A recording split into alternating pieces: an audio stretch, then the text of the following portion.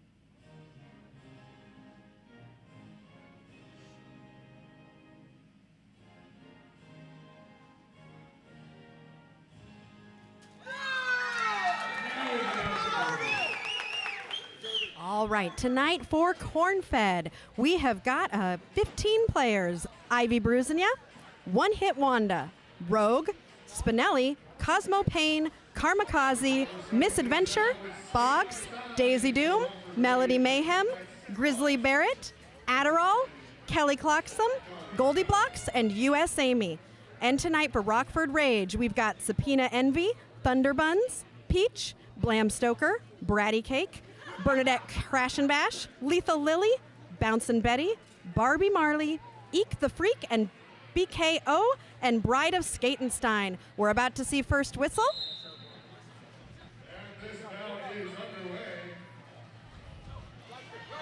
As we get started, looks like we've got Melody Mayhem jamming for Cornfed, and Bride of Skatenstein for Rockford Rage. Melody and Skatenstein both out of the pack together. While Melody is lead jammer, Bride of Skatenstein is out a little bit further ahead of her. Melody is watching her carefully to see, and she decides to call off the jam before any points can be scored.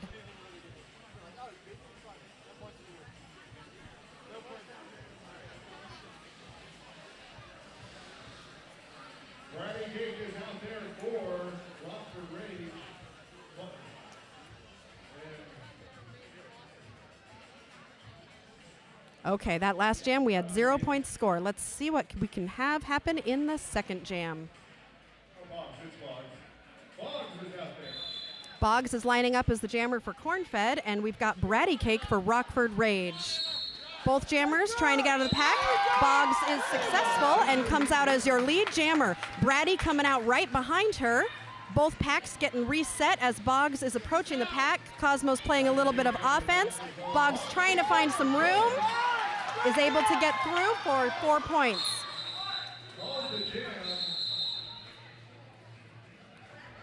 Boggs calls the jam, but it looks like Bratty Cake was called on a penalty at the end of that jam, and so we may be... Nope. She is not headed to the penalty box. Just a quick conversation with the referee. All right, next jam. Bernadette Crash and Bash for Rockford, taking on Misadventure for Cornfed. As the jam starts, Bernadette quickly establishes lead jammer. Ed is looking for some room on the outside. Coming up against Peach from Rockford Rage, is able to get through. Bernie comes up to a tripod of Cornfed blockers, finds some room on the inside. Kelly Clocksome pushes her to the inside as she calls the jam.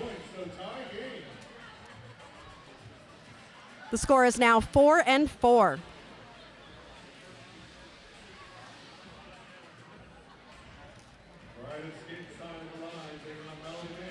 Bride of Skatenstein for Rockford and Melody Mayhem for Cornfed.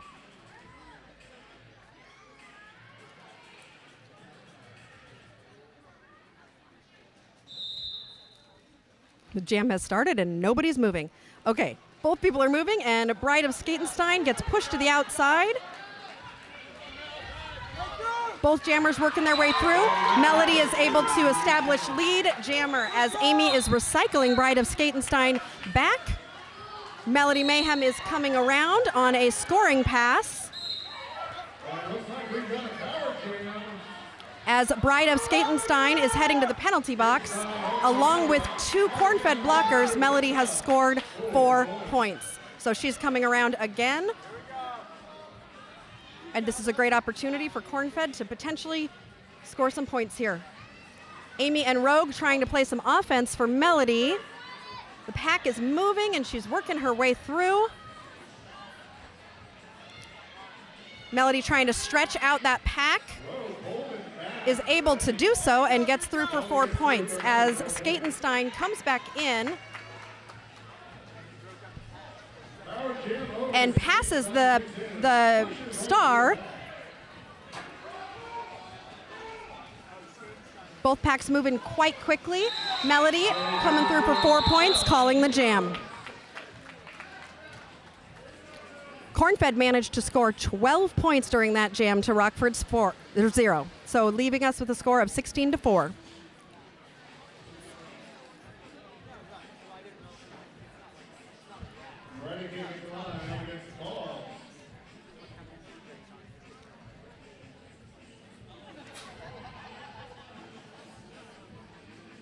For this jam, we have Boggs jamming for Cornfed and Bratty Cake for Rockford Rage.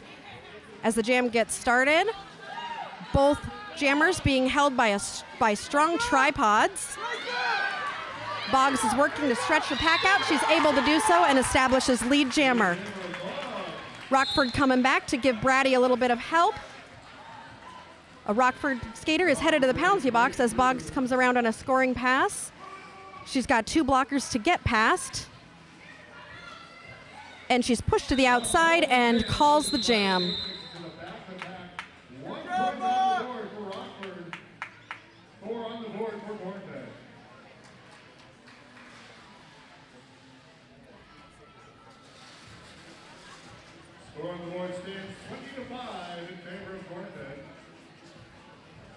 On that jam, Cornfed scored 4 points, and Rockford was able to snag 1 point.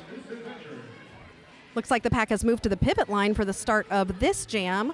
We've got Miss Adventure and Bernadette Crash and Bash as your jammers.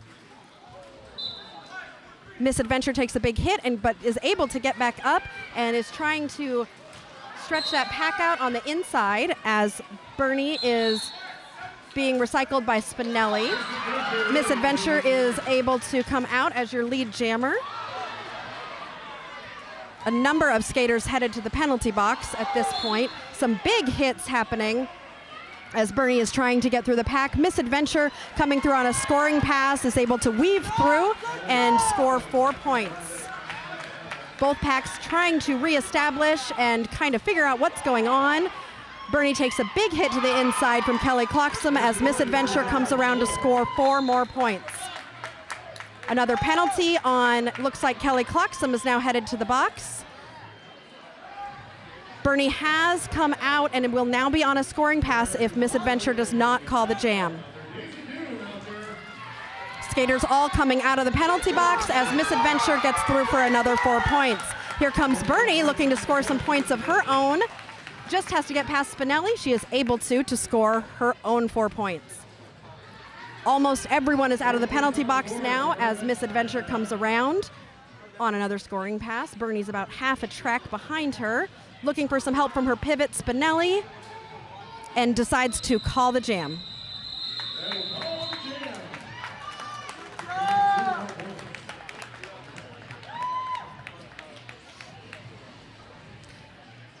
On that jam, Cornfed Roller Derby scored 14 points to Rockford's 4.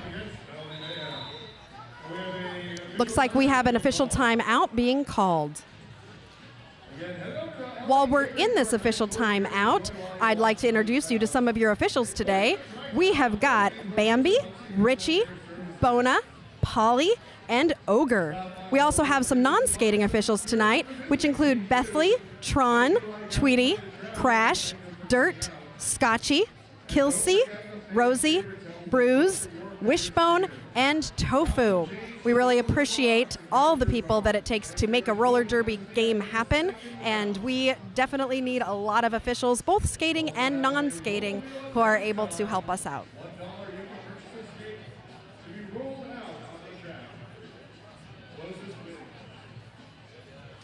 That was a pretty quick 7.5 minutes. And in that 7.5 minutes, Cornfed has scored 34 points to Rockford's 9.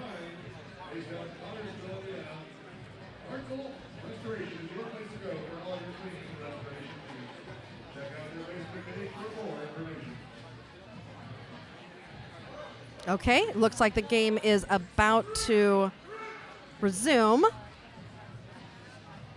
as skaters are trying to figure out where they'd like to start. Skaters are allowed, jammers need to start behind the line that they are behind, but all the rest of the skaters need to be between the two lines, between the jammer line and the pivot line. So that first straightaway is where those blockers need to be. Once the whistle blows, the jammers can cross the first line and everyone can move. And they do that. Melody Mayhem for Cornfed and Bride of Skatenstein for Rockford. Both jammers stuck against some hard tripods. Melody getting pushed to the outside as Bride of Skatenstein on one foot is able to get through as your lead jammer. Melody also able to get through, coming out behind Bride of Skatenstein, who is quickly gonna score 4 points and call off the jam. As Rockford is trying to answer to Cornfed's 34 points, they are now up to 13.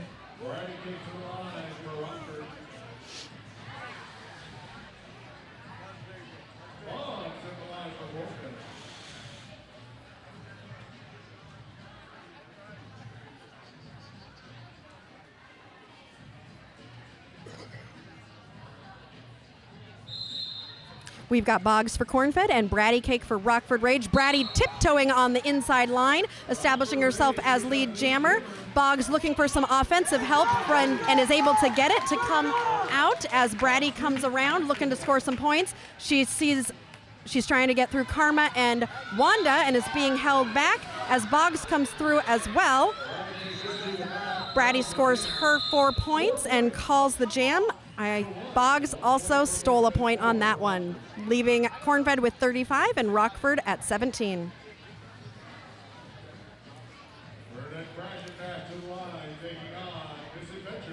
At the end of that jam, I think Amy might have gotten a forearm penalty, so we'll be starting with down a Cornfed blocker, but there is a timeout being called right now. Looks like it was a team timeout called by Cornfed. So Cornfed is using one of their 3 timeouts. Most of the time when these are called, it's because they might disagree with a, or that's an official review is when they would maybe want to disagree with a call. A team timeout is when the team might need just a little bit of a reset. They want to talk about some strategy, maybe just take a little time to kind of settle down or just kind of get refocused. So.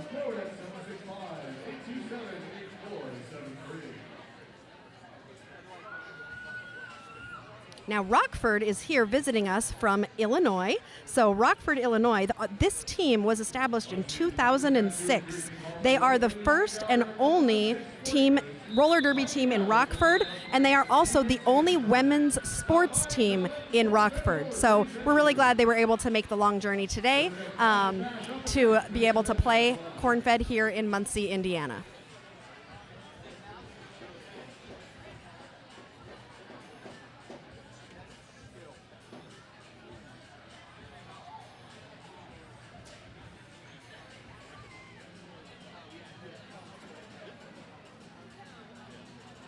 Okay, I can see Miss Adventure has lined up for Cornfed. And Bernadette Crash and Bash is your jammer for Rockford Rage. As the jam starts, both jammers are looking to find some space. Ed on the outside and Bernie on the inside. Ed is able to get through as your lead jammer, as Bernadette is being recycled by Cosmo, trying to find a space as Ed comes through on a scoring pass and is able to get through, but then is swallowed up a little bit as Bernadette is still trying to find some space and is able to get out.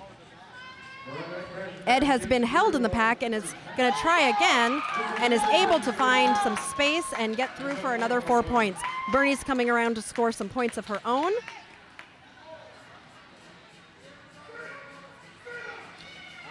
We've got 2 blockers on the track for Cornfed as Ed does a spin on the outside and gets through for 4 points. Bernie's pivot is signaling to her, potentially looking for a pivot pass as the pivot takes that jammer star and is able to get out of that pack. Ed Venture coming through on the inside is able to get those 4 points and call the jam.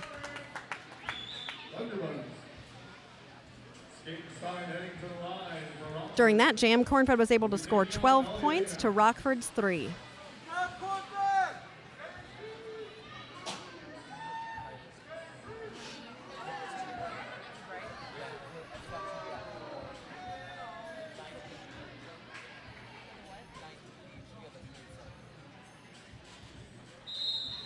All right, this jam you've got Melody Mayhem for Cornfed and Bride of Skatenstein for Rockford.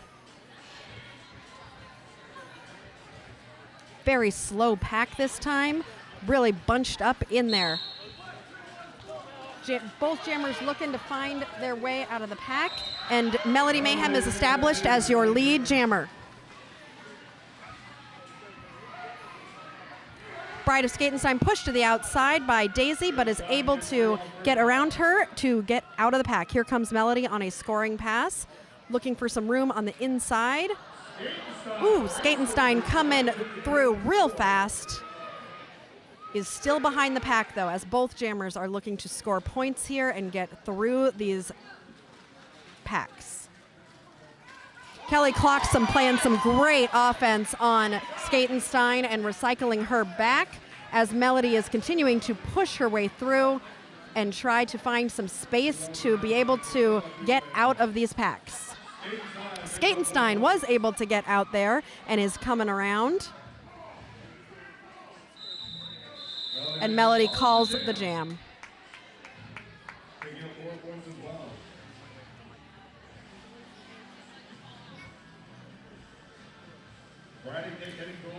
There was a lot happening in that last jam, and I thought there were a lot more points scored, but it looks like each team scored 4 points, so nobody getting an advantage on that one. Cornfed at 51 to Rockford's 24.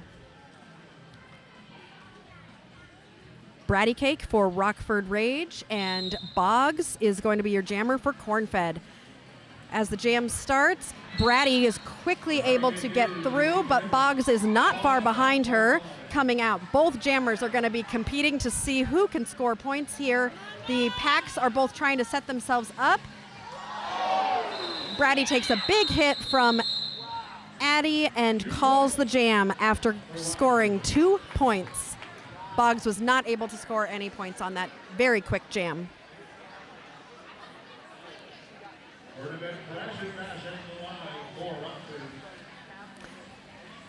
For Rockford, we've got Bernadette Crash and Bash, and for Cornfed, Miss Adventure.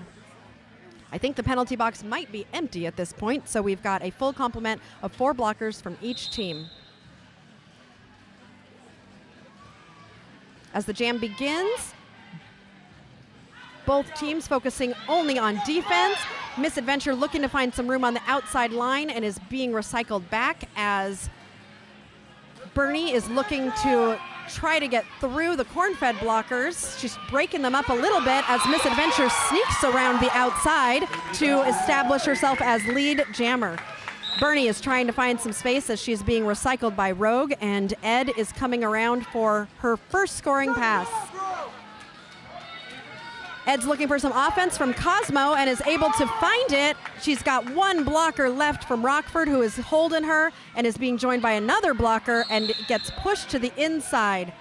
Rockford Rage blocker is headed to the penalty box as both jammers are trying to find some space here, but it looks like Bernie was able to get through.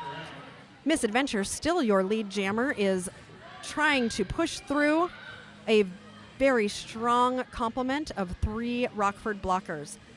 Bernie's coming around again and trying to find some room on the inside line.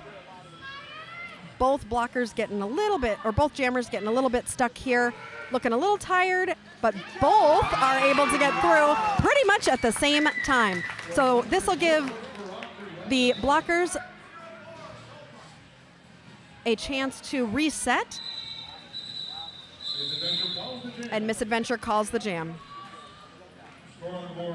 At the end of that jam, one of the Cornfed blockers did receive a penalty. So during the next jam, we will start with 3 Cornfed blockers and 4 Rockford Rage. An official review has been called, it looks like, by Rockford. So they are going to be probably disputing something that happened in that last jam.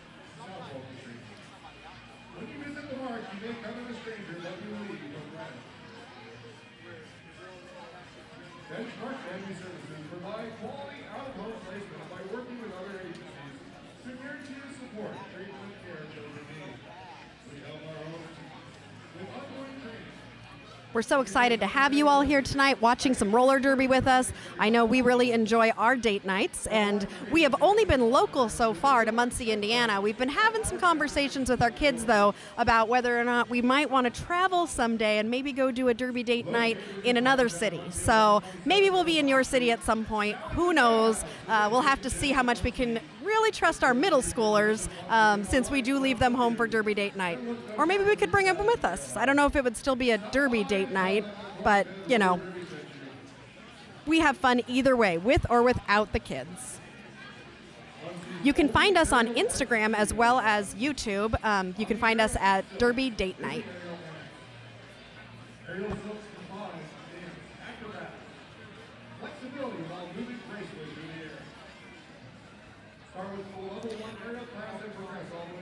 Rockford Rage, this is their first game of their season. So Cornfed, this is their second game. We played our first game about a month ago, and this is Rockford's first game. They will be having their first home game in Rockford on March 4th. So that will be their home opener. So those of you who are watching from Rockford, don't miss the game on March 4th.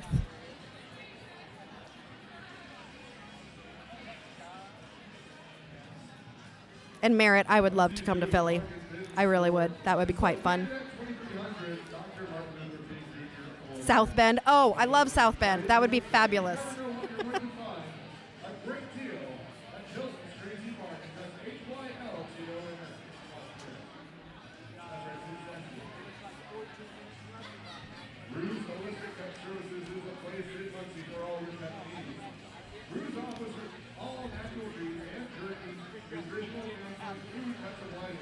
Well, as we wait for this official review, I decided since this is corn-fed and we can be a little bit corny, I've got a few jokes for you just to entertain you while we're waiting. So I really like the referees, and I know at our first game I talked a little bit about how, you know, our referees are zebras, and sometimes, you know, we call a group of referees a dazzle of zebras. But a great joke I've got is, do you know why, or do you know which princess, Disney princess, would make the best referee? The princess that would make the best referee is Snow White. She's the fairest of them all. But you get it? Because referees are fair.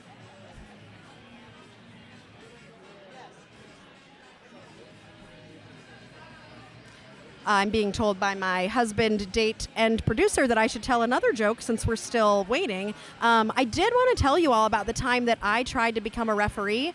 It didn't really work out because I blew it. Because they blow a whistle. Do you get it? Okay, I know you don't come here for the jokes. I'm just trying to keep you guys entertained. It's also really cold in here today. You know, we've got a lot of fans. Makes it pretty cold. And with that bad joke, we are going to get back to some roller derby. I'm sure you're quite grateful. No review was given and no challenge was made. My date is very relieved that we are not doing jokes right now. And as we get started, we've got Bride of Skatenstein for Rockford Rage and Melody Mayhem for Cornfed Roller Derby.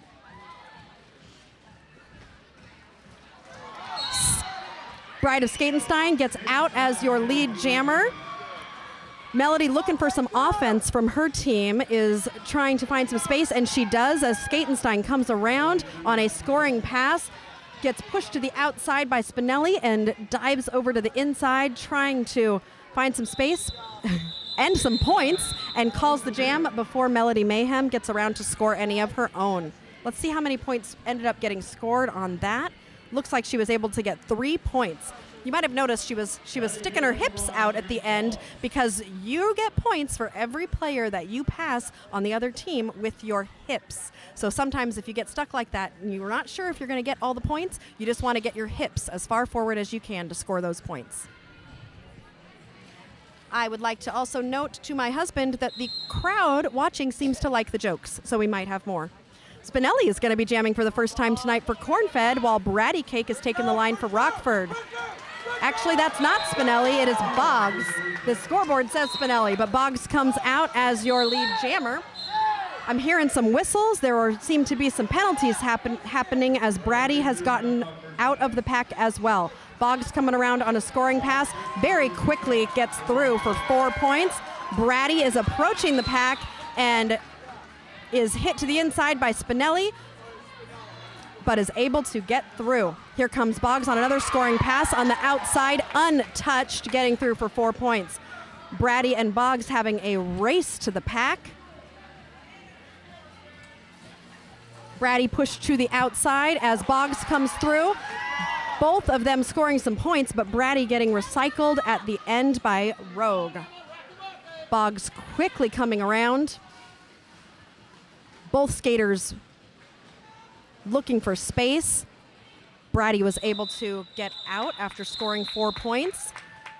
Boggs, having taken a couple laps there, ends up with 12 points of her own.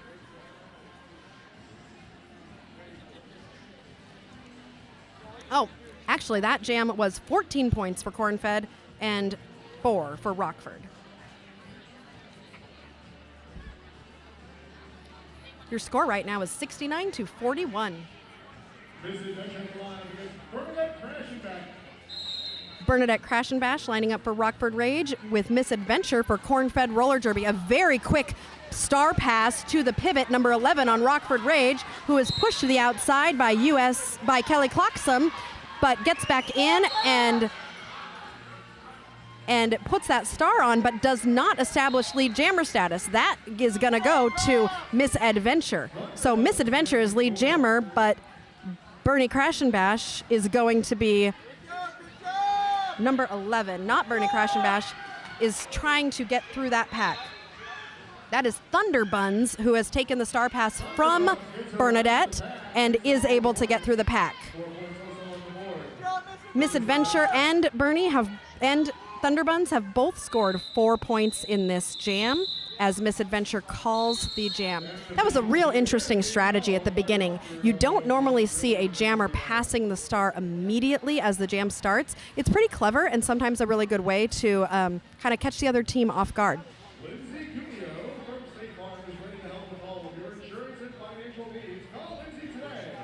I feel like both teams are being pretty strategic here. I can see a lot of thinking happening, and it's just been a great game so far. A very quick game, quicker than the ones we've seen earlier this year.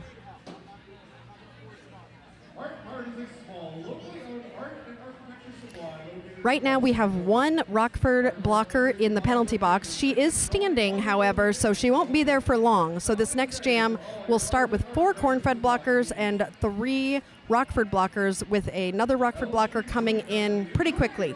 Usually when that happens, that Rockford blocker, if the Rockford jammer is not able to get out quickly, sometimes they will come in and just play offense at the beginning. So that's something you might want to look for that could happen depending upon how the beginning of this next jam goes.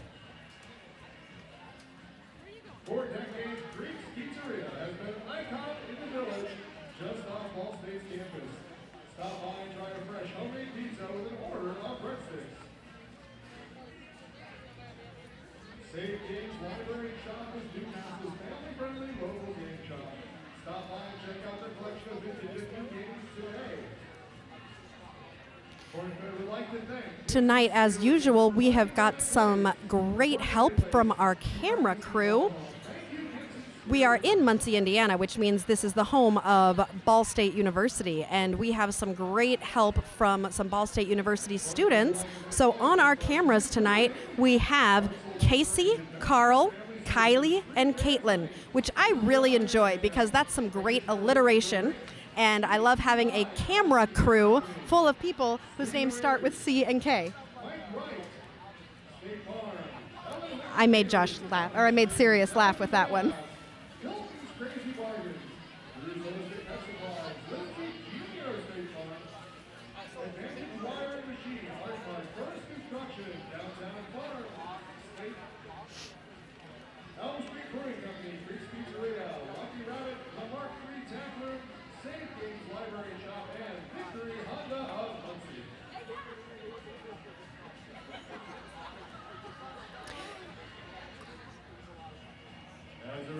So in this game, we actually have our crowd vote for fan favorite every game.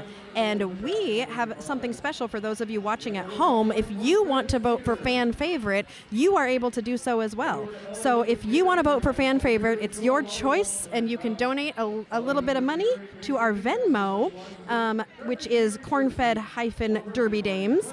And all you need to do is say who your fan favorite is, what game, and their skater name. So you are able to participate as well in voting for fan favorite. So you can vote for someone from any team and participate in our fan favorite contest. The winners will be announced on Facebook in a photo after the game.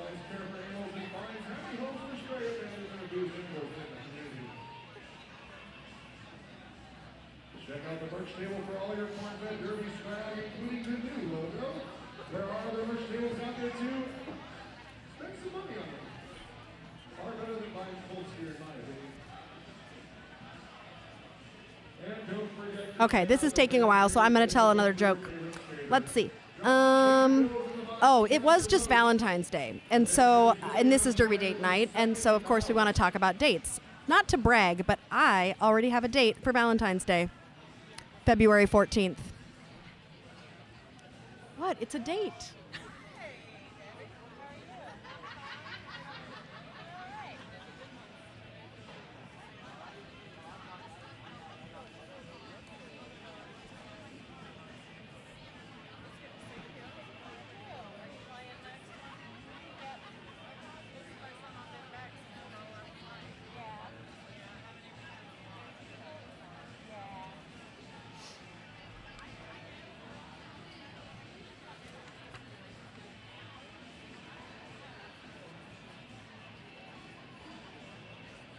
Timeout is taking a little bit longer than usual because this is an official review.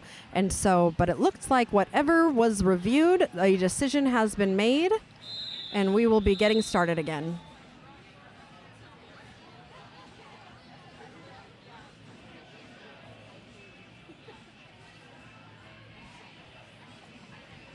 Well, Sirius, it looks like you have somebody else. Paul agrees with you that the jokes aren't the best. But we have to be corny when we're watching a Cornfed game. For our jammers, we have got Bride of Skatenstein for Rockford Rage and Melody Mayhem for Cornfed, as Melody is coming out to a quick lead jammer. Bride of Skatenstein coming out as well on the inside line. Both packs trying to reset, as Melody is trying to break that pack apart. She's got one jammer left, or one blocker left, and is able to get through. And she calls the jam as, let's see, looks like Bride of Skatenstein was able to steal 2 points there.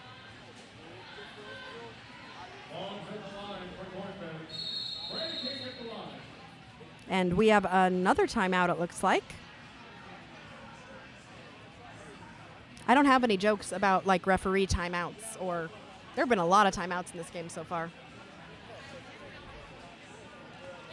Isn't there a joke about time flying? when you throw a clock or something like that? No? No more jokes? All right, since I have just been told that I need to take a break on the jokes, we need to get back to the Derby. Boggs is going to be your jammer for Cornfed, and Brady is lining up for Rockford Rage.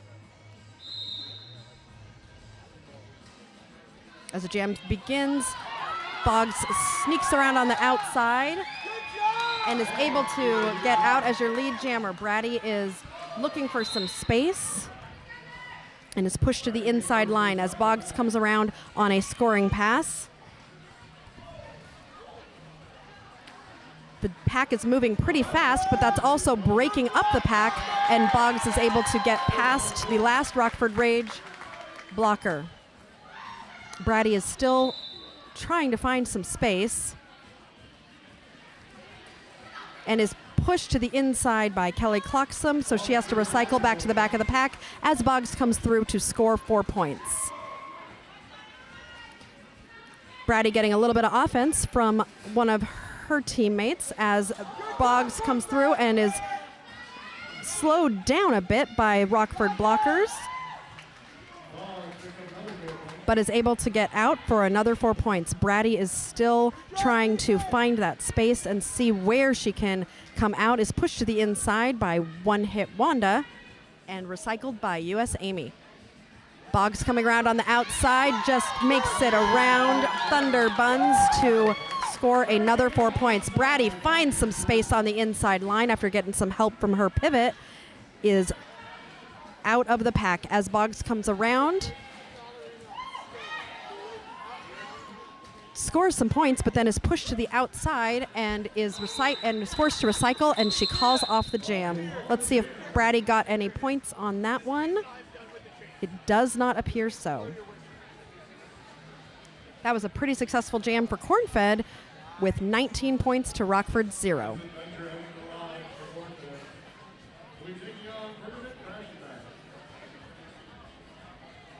Bernie Crash and Bash is going to be your jammer for Rockford Rage, and Miss Adventure is lining up for Cornfed Roller Derby.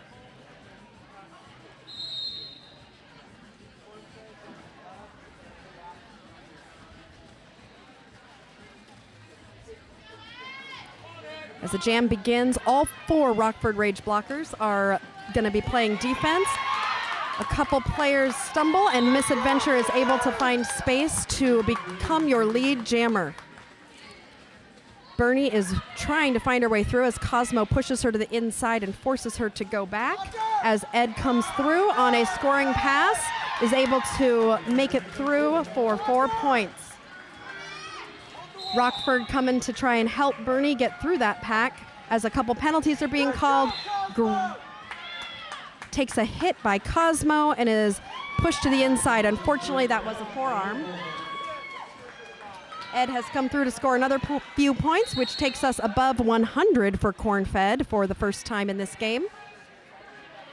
Bernie being pushed to the inside and still trying to find some space. Big hit from Daisy, however, she is going to end up in the penalty box. That penalty box is getting pretty full. We've got 2 Cornfed blockers and a third on their way. As Bernie does find her way out, both Bernie and Ed now coming around as the packs try to figure out whether or not they have anyone. It looks like Rogue might be the lone blocker for Cornfed. Some jammer on jammer action as a big hit from Ed to Bernie.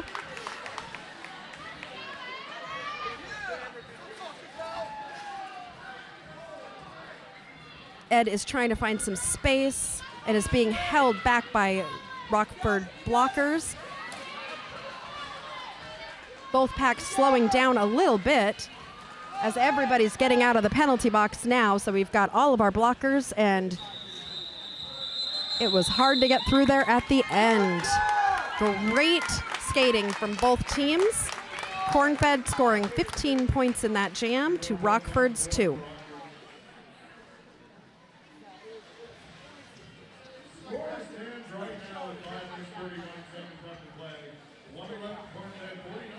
That was our 18th jam of the half.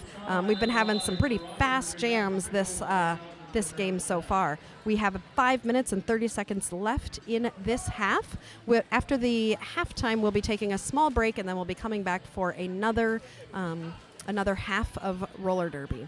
After that, we will be having one more game. The Cornfed's B team will be playing Fort Wayne. So stick around after this game for another one.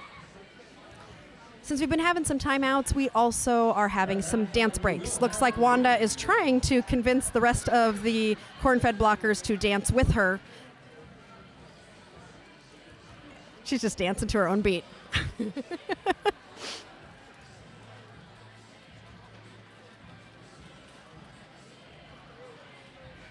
Okay, we got a Rockford dancer also.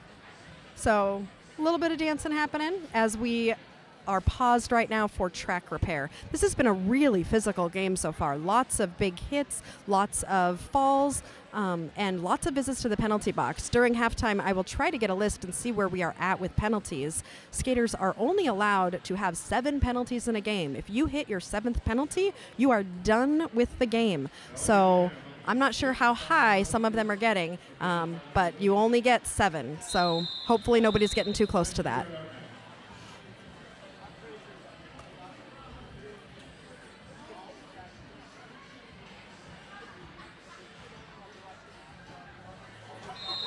All right, as the jam begins, Melody is going to be your jammer for Cornfed and Bride of Skatenstein for Rockford Rage. Melody pushing through the middle. It comes out as your lead jammer. Skatenstein, looking for some help, is able to get out right behind her. These two are going to have a race to the points. Skate is some jammer on jammer action as they both hit the packs at the same time. Melody calling the jam from the ground on that one. Looks like Rockford Rage was able to steal 4 points on that jam.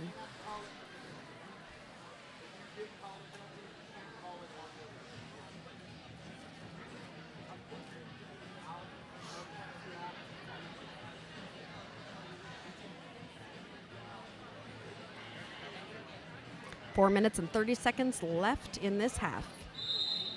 As the jam begins, Cosmo Payne is going to be jamming for Cornfed for the first time today, and Bratty Cake is going to be jamming for Rockford Rage.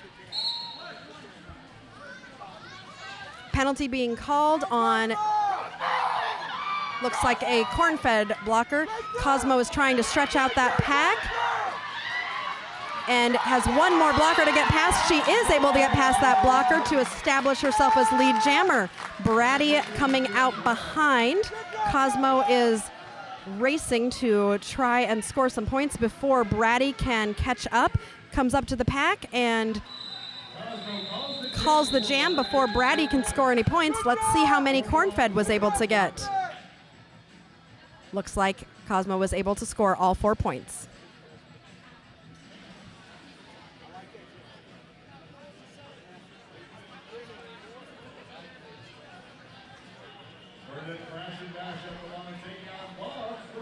All right, we've got Bernadette Crash and Bash for Rockford Rage and Boggs for Cornfed.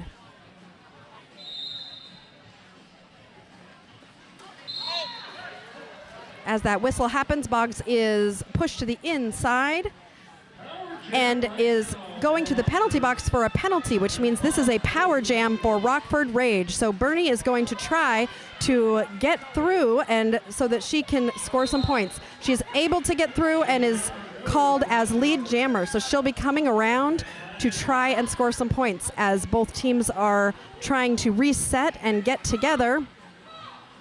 Rockford decides to call the jam. They decided to do that because currently Boggs, as your Cornfed jammer, is in the penalty box. She is standing, which means she has less than 10 seconds to be in that box. So Rockford really wants to start this next jam with an advantage. So that means that Rockford's going to get started with one jammer. They'll have just a little bit of time to try and get out and establish themselves as lead. That's their goal here before Boggs comes out of the penalty box. So we're starting with Boggs in the penalty box and Bride of Skatenstein for Rockford. With this power jam start, Skatenstein is up against Ellie as the last Cornfed blocker comes out as lead jammer. Boggs coming out of the penalty box with the star in her hand. So maybe looking for a pivot, maybe not, as Skatenstein comes around on a scoring pass and is called on a high block, and she will now be going to the penalty box. So Boggs is the only jammer out on track right now and will be coming around to try and score some points. Because Bride of Skatenstein was lead when she went to the box, that means this jam will be going for the full 2 minutes. As Boggs is trying to stretch the pack out, she's got one blocker from Rockford left and is able to get past her to score 4 points. Bride of Skatenstein standing in the penalty box will be coming out of the penalty box soon, as Boggs, looking for some offensive help, has one blocker to get past on Rockford, is able to do so for another 4 points. Bride of Skatenstein now out of the penalty box, looking for some offensive help from Barbie, and is all 4 Cornfed blockers playing defense at this point. Both Boggs and Skatenstein getting a little tangled up in the pack there, as Skatenstein is sent to the penalty box again for a track cut. Boggs is able to get through for another 4 points. This jam only has about 20 seconds left, but we've got about 40 seconds left in the period. Boggs trying to stretch that pack out and get past the last blocker. She's able to do so for another 4 points, taking Cornfed to 16 points in this jam. As Bride of Skatenstein is standing, but is still in the penalty box, Boggs is going to come around and might be able to, nope. That jam ended before Boggs could reach the pack.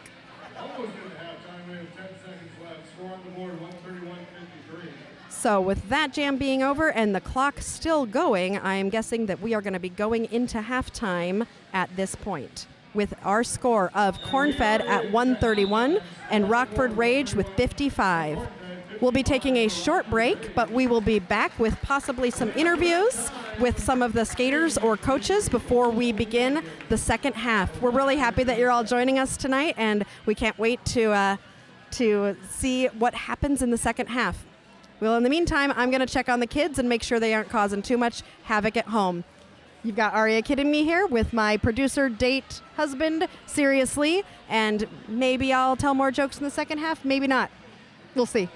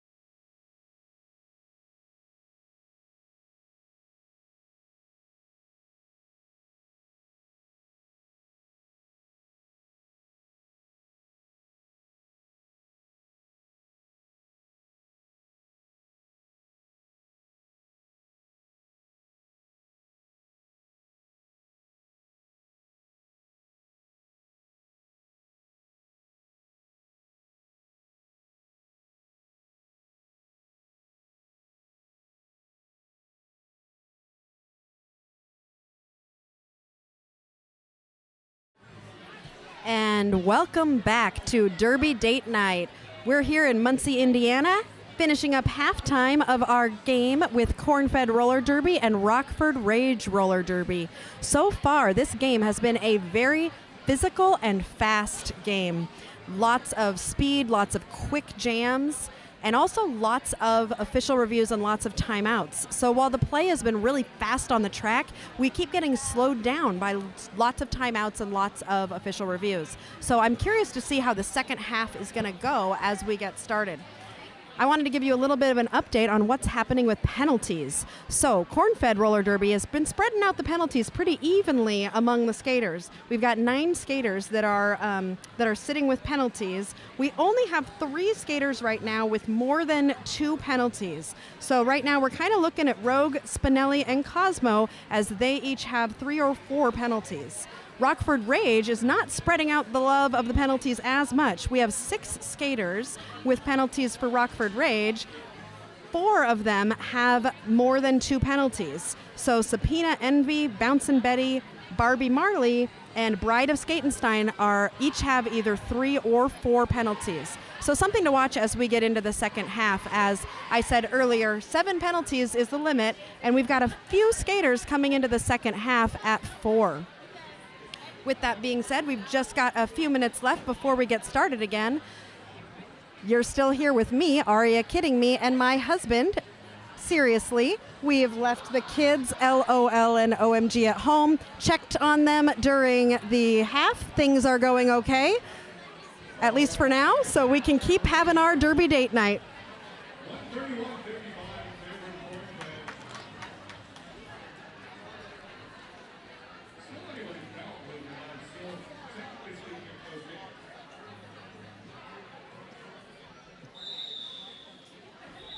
All right, and we are getting started with a power jam. At the end of the last half, Skatenstein was in the box for Rockford Rage and is still in the box with less than 10 seconds to go in her penalty. The jam starts with Boggs as the jammer for Cornfed, having a chance to try and establish lead jammer. Is coming up against a pretty strong tripod of blockers from Rockford. Skatenstein is out of the box, pushed to the outside by Spinelli, forced to recycle back. Boggs, trying to stretch out that pack, is able to do so to establish herself as lead jammer. Skatenstein thought she found some space on the inside line, but went too far in and had to go back. Boggs, coming around on her first scoring pass, is able to find space on that inside line to sail right through. Skatenstein has taken off the jammer panty and has passed it to the pivot, who is now the jammer for Rockford Rage. That is number 11. I believe that is Thunder Buns is now your jammer for Rockford Rage, as Boggs came around to score another 4 points. Both Boggs and Thunder Buns coming around to the packs. Boggs is able to get through to score another 3 points, bringing Cornfed's total for that jam to 12. Thunderbuns was able to sneak a couple points of her own, scoring 2 points.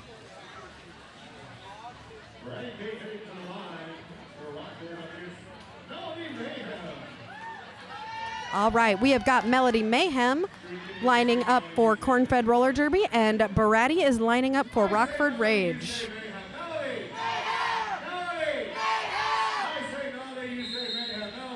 All right, as that jam begins,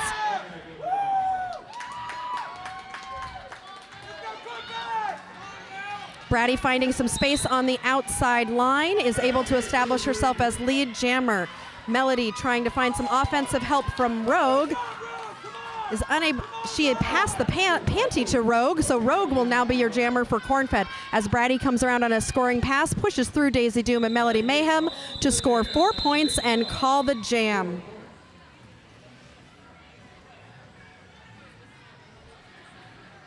That jam, Rockford scored 4 points to Cornfed 0.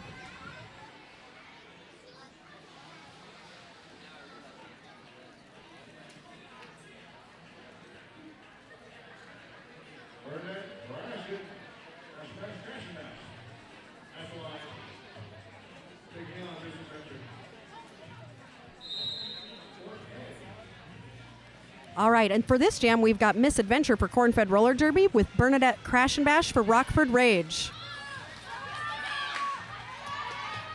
Misadventure stretching out that pack to establish lead jammer. Bernie is trying to find some space around the outside. Karma chasing her, but has to let her go as Misadventure is coming through on a scoring pass. Misadventure getting pushed to the outside is forced to recycle as Bernie is coming around. Misadventure calls the jam before Bernie can score any points.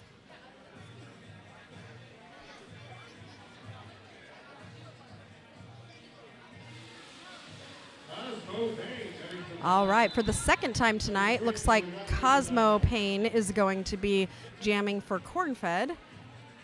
We've got a quick break right now with an official timeout.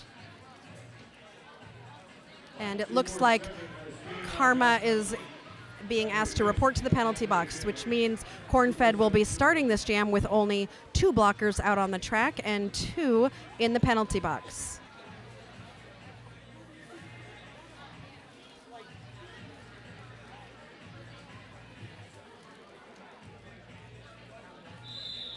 And the jam begins. Nope. The jam does not begin. We're still in the official timeout.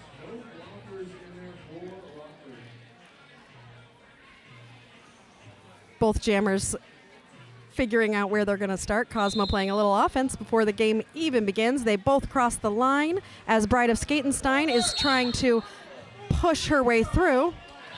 A Rockford Rage blocker is sent to the penalty box. Rogue is trying her best to hold Skatenstein, who is able to come out as lead jammer. Cosmo taking off the jammer panty is finding some space and comes through without needing to pass that as Skatenstein comes around on a scoring pass. She is able to come through to score 4 points and calls off the jam.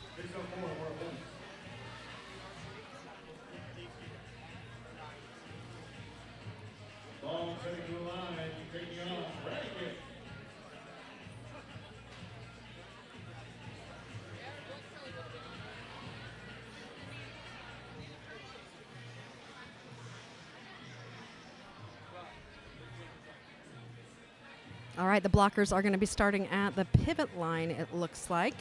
3 Rockford Rage blockers out. Boggs is your jammer for Cornfed, and Bratty Cake is going to be your jammer for Rockford. Both jammers going from side to side, trying to find some space. Boggs is sent to the box as Bratty comes out as your lead jammer. So Bratty is going to have 30 seconds now to try and score some points while Boggs is in the box. Cornfed blockers setting up to try and hold Bratty as Rockford comes around to try and give her some help on offense. Bratty is going to the outside, is pushed out by US Amy and trying to come around and finding some offensive help from her pivot. Bratty is trying to stretch that pack out as best as she can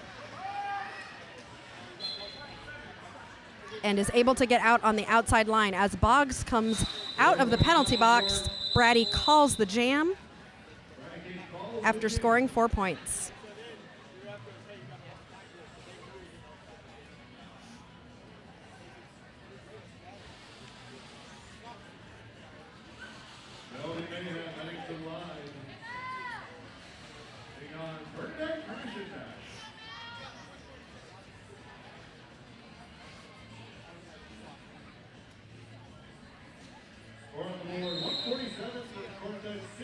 All right, as the jam begins, we've got Melody Mayhem for Cornfed Roller Derby and Bernadette Crash and Bash for Rockford. Cosmo playing some defense on Bernie as Melody is trying to stretch out the pack after the first turn. The Rockford pivot coming through to try and play some offense for Bernie. Unfortunately, she is pushed to the inside as Melody has just established herself as lead jammer, got a little caught up, but gets out and is now coming around on a scoring pass. Bernie trying to get out of the pack. Is Rogue and Cosmo both trying to hold her as Melody comes through to try and start scoring points. Pack still moving pretty fast, which is leading to it being very difficult for a pack to stay together. Melody is able to stretch it out and get through for 4 points. Bernie is still working to get through, sees the pivot and hands the star to the pivot, but the pivot unfortunately is pushed to the inside and forced to recycle as Mel comes up against a strong wall of Rockford blockers. Daisy trying to give Melody a little bit of help there. Eek the Freak is now your jammer. She was the pivot, but has taken the star and will now be the jammer for the first time tonight. Long, big, stretched out packs. Melody is able to score another 4 points. That is a hard-fought 4 points that Melody has scored. Eek is able to get through and will now be on a scoring pass. A whistle blows for a penalty as Melody makes it through. A Rockford Rage blocker will be headed to the penalty box. Eek is coming around on her first scoring pass, but before she is able to, Melody calls the jam.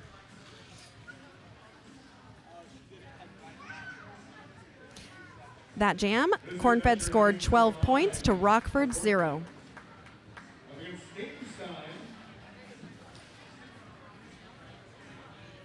This next jam, we will have Miss Adventure for Cornfed and Skatenstein for Rockford Rage. A timeout has been called.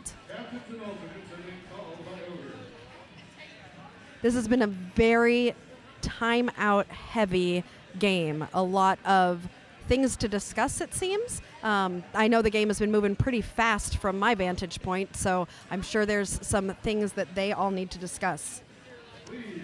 And when I say they, I mean the referees. We have 7 skating officials out there on the track. So we have 3 referees on the outside of the track who are really just watching for general pack definition, for penalties that they can see, and then we have 4 referees on the inside. One of those is your head referee, and so they're going to be the main decision maker.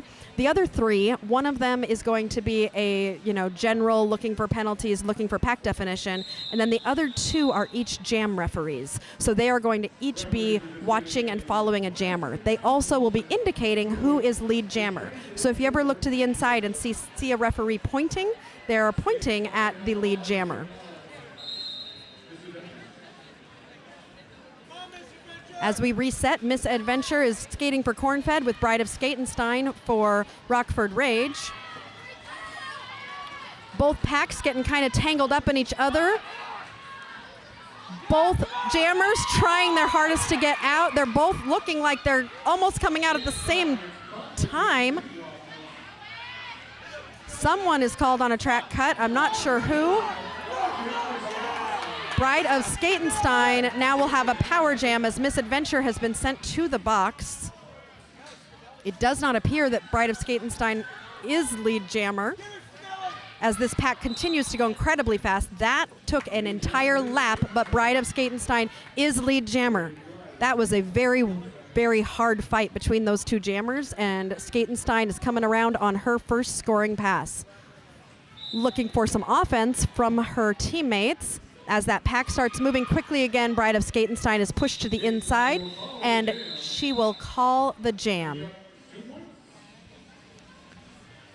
Looks like she was able to pick up 3 points on that jam. And another timeout is called.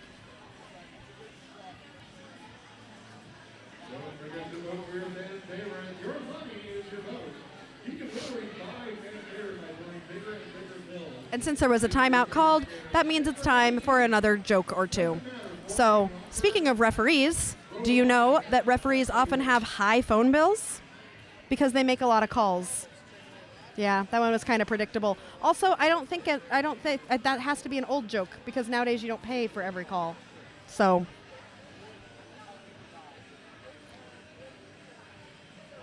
and speaking of Disney princesses, which we talked about earlier when we found out that Snow White would not be a good referee, or would be a good referee because she's the fairest of them all, Cinderella is actually quite bad at roller derby because her coach is a pumpkin. Get it? Stagecoach. Her coach is a pumpkin.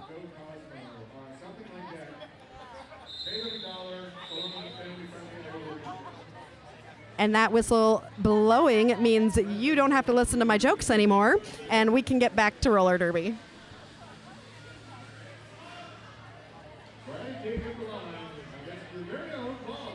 Boggs lining up for Cornfed.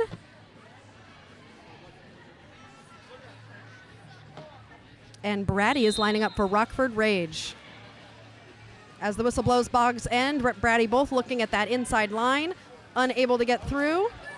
Trying to stretch out those packs, Brady sneaks through past Boggs to establish lead jammer. Boggs has that jammer panty off, but is able to make it through. Does not need to make a pass as Brady comes around on a scoring pass. Brady pushing that pack to the outside, trying to find some space on the inside as she calls the jam after scoring her points, but I think Boggs does not look like Boggs got any points on that jam. A penalty was called at the end of that jam on Boggs. So Boggs will be sitting in the penalty box for the first 30 seconds of this next jam. Rockford Rage has an opportunity with a power jam.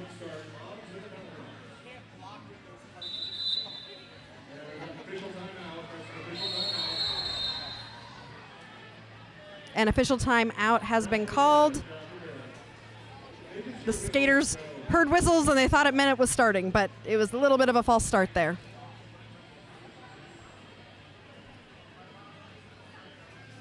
So serious, the commenters are enjoying my jokes. I mean, it's the best thing about date night is making each other laugh, right?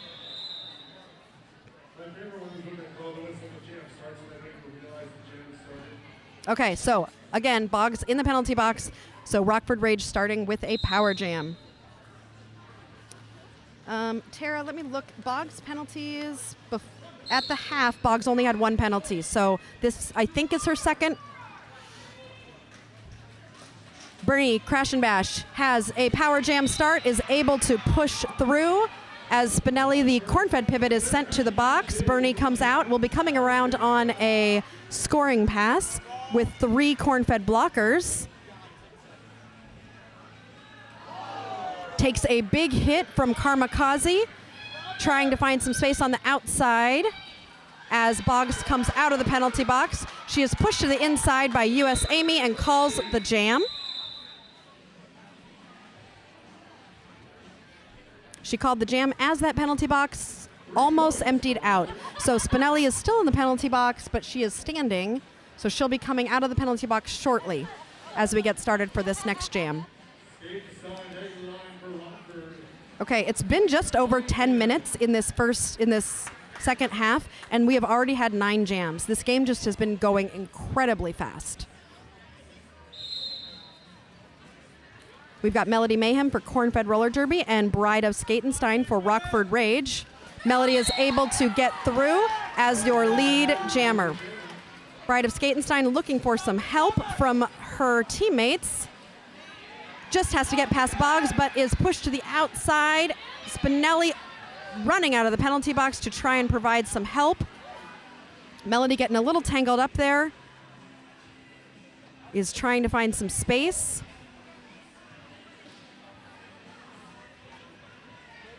Mel getting pushed a little bit, but is stretching that pack out as Cornfed. That was a very stretched out pack, but Melody is able to push through to be able to get out of that pack and score her points. Skatenstein found an opening and was trying to get out as Cornfed reformed the pack around her. Decided to do some defense there as Melody comes through. She's got one more Rockford blocker to get around and is able to do so for 4 more points.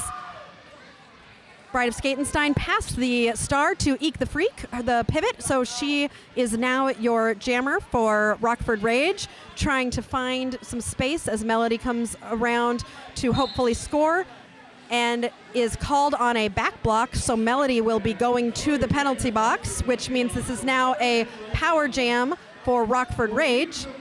Eek the Freak has just gotten past Boggs and will be coming around on her first scoring pass.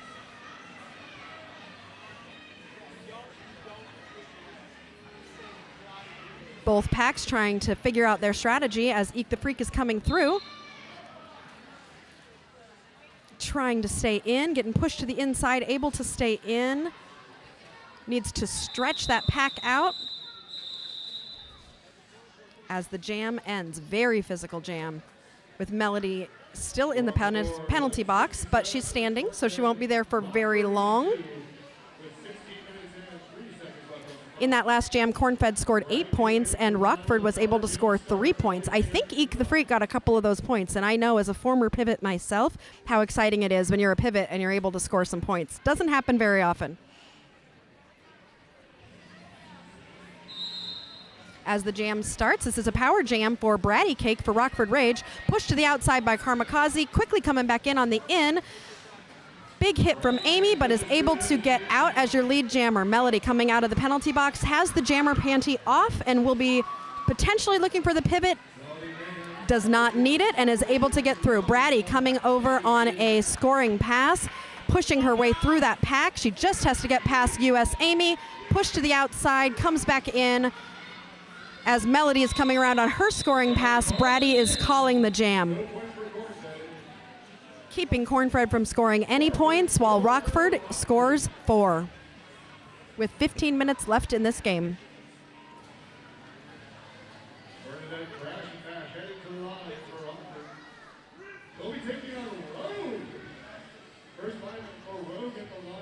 Rogue is going to be jamming for the first time for Cornfed this game. And she will be skating against Bernadette Crash and Bash from Rockford Rage. A little bit of a tangle, but Rogue is able to get back up and establish herself as lead jammer. As Bernie's looking for some space on the outside, big hit from Kelly Clocksome. She's able to stay in and is still trying to get out as Rogue is trying to find space there. There's a little bit of a dust up. Rogue is getting back up. Both Rogue and Bernie getting a little bit stuck here in the packs. Rogue is on a scoring pass and gets through for 4 points. Bernie's still trying to get out. As Rogue is coming around for another scoring pass, Bernie is taking that panty off and trying to pass as Rogue comes around the outside and is scoring 4 more points. Bernie did pass the star to Barbie Marley, taking the star for the first time tonight. And Barbie will now be your jammer for Rockford Rage. Rogue coming through, gets stopped by 4 Rockford blockers as Barbie is pushed to the inside by Kelly. Rogue sneaks her way through on the outside line. Barbie's still pushing, trying to find some space, is able to on the inside line to get out of that pack. Rogue receiving a whip from Grizzly Barrett, sails right through that pack for another 4 points. Barbie coming around on her first scoring pass, might be able to score some points here. Pushed to the outside by Daisy Doom as Rogue comes around on a scoring pass. Some pretty fancy footwork to score 4 points. Barbie trying to push through that pack. This is a very long jam. I'm sure everyone has got to be exhausted. Barbie gets through for those 4 points as the jam is called. Great work by Barbie. That had to have been tough, and managing to get all 4 points there. A timeout has now been called by Rockford. I think that may be Rockford's last timeout.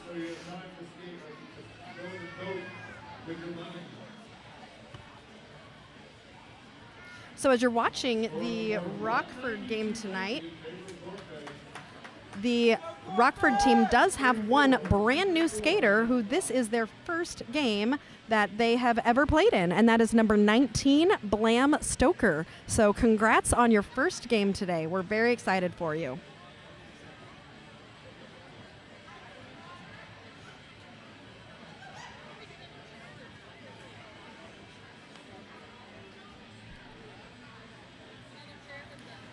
Tonight is our last home game for a while for Cornfed Roller Derby.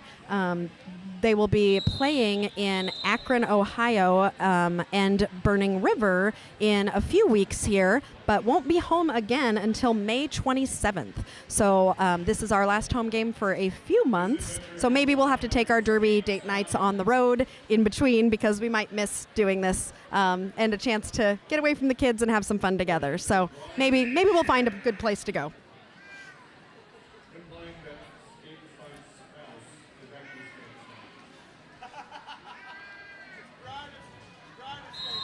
As the jam begins, Misadventure will be your jammer for Cornfed and Bride of Skatenstein for Rockford. Bride of Skatenstein coming out quickly, establishing lead jammer. Misadventure tries to get out on the outside, takes a big hit from number 14, and she is sent to the penalty box as Bride of Skatenstein scores a quick 4 points. Both packs trying to establish themselves. There are 3 Cornfed blockers and 2 Rockford Rage as Skatenstein just sails right through for another 4 points, bringing that to 8 points so far in this jam for Rockford Rage. While we've got a number of skaters sitting in the penalty box, Skatenstein sails through on one leg for another 4 points.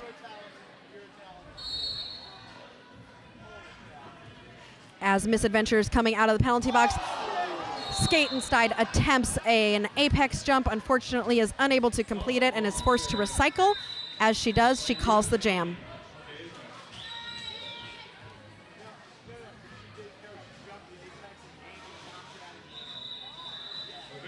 Another official review.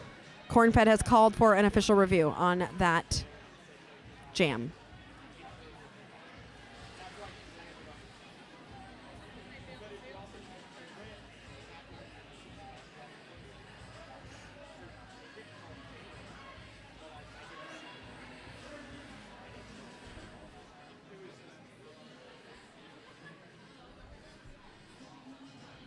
So this next jam, after the official review, will be starting with only 2 Cornfed blockers out on the track. It looks like we've got US Amy and, is that, I think maybe Grizzly Barrett in the penalty box? I can't tell. I see Cosmo has a star on, so I think Cosmo might be jamming for Cornfed in that next one. Oh, joke time. See, they're asking for jokes. I've got a few left. Let's see. Oh, so I don't work out very much, but I decided to recently, and I asked my date to meet me at the gym, but he never showed up. So I guess the 2 of us aren't going to work out. It's date night. These are dating jokes. Get it? Okay, my last one is a science joke. When I heard that oxygen and magnesium were dating, I was like, OMG. That's one of our kids, OMG. Get it? Oxygen is OMG is, yeah. Yeah, science dating jokes, nerdy jokes. That's even better.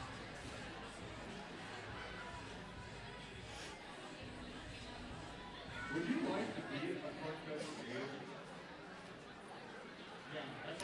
So, as I've told you before, Rockford will be playing their first home game on March 4th. That will be their home opener. So those of you from Illinois, hopefully you can make your calendars clear and have your own date night on March 4th. And even though Cornfed doesn't play again here until May 27th, in the meantime, you could either follow them over to Akron, where they're going to be playing Akron Roller Derby, followed by Burning River.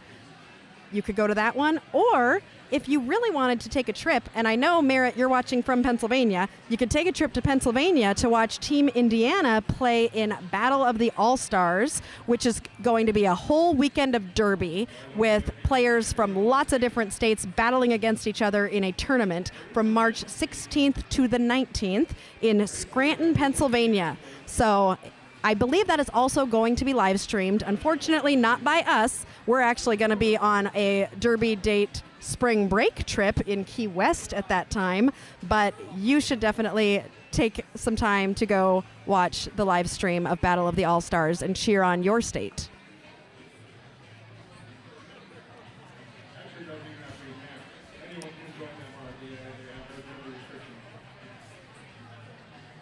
This game has about 11 minutes left in it, but do not forget that we do have one more game after this. Cornfed's B team will be taking on Fort Wayne Roller Derby. These two teams have a long history. They have played each other many times. Sometimes Cornfed wins, sometimes Fort Wayne wins, and so this should prove to be another competitive bout right after this one. We'll probably be taking about a 30-minute break between bouts, but there will be more roller derby and maybe more jokes. Shout out to the referees and NSOs, by the way. Without winning this battle, we actually have to score. And voting for fan favorite is still open. And those of you at home can vote for your favorite skater, whether it be a Rockford Rage skater, a Cornfed skater, or even a Fort Wayne skater. The way you can vote is by going to Venmo, and you will need to send your vote publicly so we can see who you're voting for. And all you need to do is say which game 1 or game 2, and the skater name. And that Venmo is at Cornfed-Derby Dames. So whichever skater receives the most money at the end will win fan favorite. That will be announced at the end of the game on Facebook, where they will post photos and they will get a little award for being the fan favorite. Well, there's a lot of people in the comments going to Battle of the All-Stars, but I don't see anybody coming to meet us in Key West. I wonder if Key West will be doing any roller derby while we're there. We're going to be there for a whole week.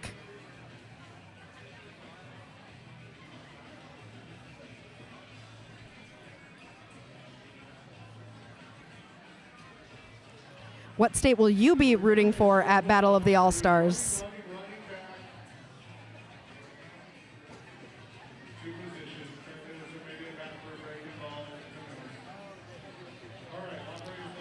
Looks like this official timeout is ending, and we will get back to the derby.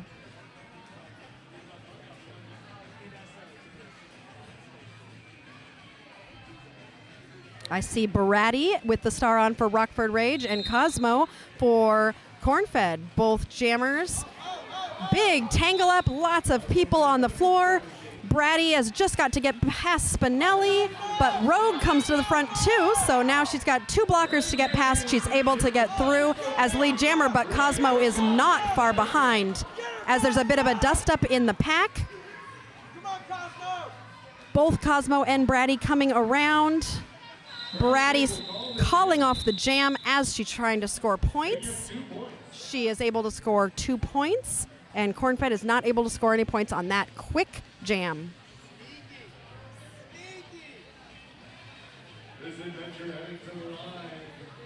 Tara, I'm glad you're rooting for Team Indiana since you're playing for Team Indiana. That's probably a good idea. If you want to see Team Indiana, you can look at our previous videos, and we do have their first game of the season that we live streamed about a month ago. As we get started, we've got Misadventure for Cornfed and Bernadette Crash and Bash for Rockford Rage. Ed takes a hit to the face, and a Rockford blocker will be going to the penalty box. Ed's trying to stretch the pack out, is able to do so to establish lead jammer. Bernie looking for some offensive help from her teammates as Ed comes around on a scoring pass. Ed finding space on the inside line is able to score 4 points. Wanda is holding Bernie Crash and Bash as she is trying to find any holes that she can. Forced to recycle as Ed comes around on another scoring pass and is able to get through untouched. Bernie still looking to find some space. Pushed to the inside for a second time by One Hit Wanda. And Ed is coming through to see if she can score 4 more points, and she does. Bernie taking a big hit from Kelly Clarkson, forced to recycle on the outside line. Ed is cheering, Ed is hyping up the crowd as she comes around on another scoring pass. Getting a little bit more stuck this time. Ed is being forced to recycle to the inside by number 11 on Rockford Rage. Both jammers getting a little stuck in the pack here. Ed is able to come out for another 4 points, 16 points so far in this jam. Bernie looking for the pivot is able to pass the star to Thunderbuns, who will now become the jammer for Rockford. Ed coming around on another scoring pass is getting some good blocking from Rockford blockers. Push to the inside as Thunderbuns comes through to score some points of her own. The jam is called. I think, yep, Rockford was able to score 3 points on that one to Cornfed's 18. Rockford has now broken the 100 mark, so they now have 111 points to Cornfed's 208. This has been a very high-scoring game, very fast, lots of long packs. Melody Mayhem lining up for Cornfed. And Bride of Skatenstein lining up for Rockford Rage. Skatenstein looking for space on the outside. Melody also looking for space. Skatenstein able to get through as your lead jammer. Melody trying to break that pack apart, looking for some offense, also gets through as Skatenstein comes around on her first scoring pass. Sailing through, takes a hit from Boggs, but is able to come back in. As the pack forms around her, Skatenstein calls the jam. She did pick up 4 points on that jam. There are about 7 minutes left in this game.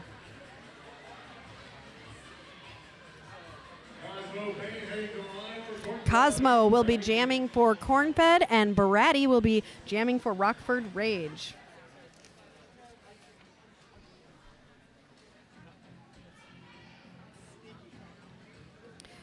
Barati celebrating an engagement to another skater on Rockford Rage, Bouncin' Betty. As Cosmo comes out as your, nope. Cosmo was looking like she was going to be lead jammer, but Barati just snuck on through to grab that spot. But Cosmo coming out not too far behind her. Barati coming through, scoring 4 points and quickly calling off the jam.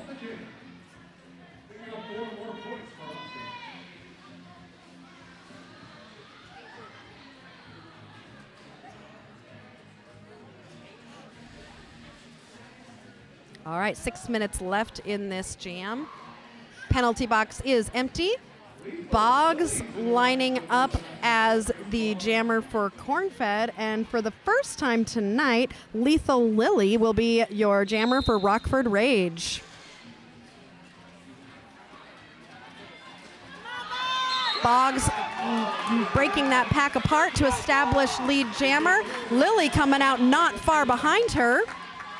That pack is still moving.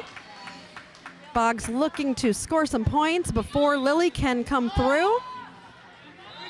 She quickly scores those 4 points and calls the jam.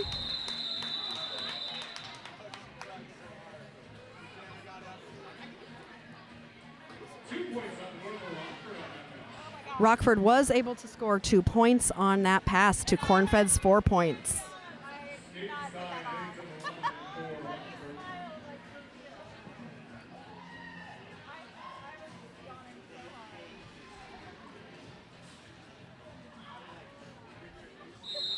All right, the jam begins, and Misadventure is your jammer for Cornfed with Bride of Skatenstein as Rockford Rage.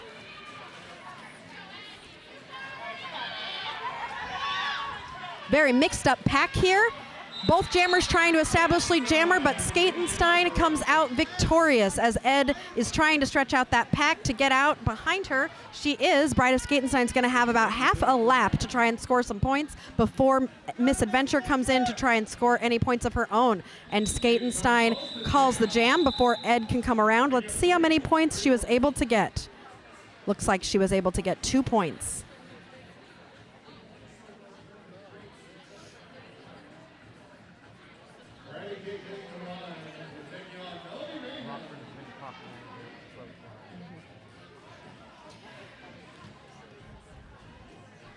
So at this point, what I'm seeing with the strategy is that Rockford has been really trying to do some clock management, because if the jam is called, then they can really manage the game here. And so they're trying to get as many jams as they can. Melody is coming out as your lead jammer. Bratty Cake is still in the pack as she is able to also get out. That pack is moving pretty quickly as Melody is coming around to try and find some space. Bratty is approaching the pack behind her. Melody gets through for those 4 points, and she is going to keep running the clock.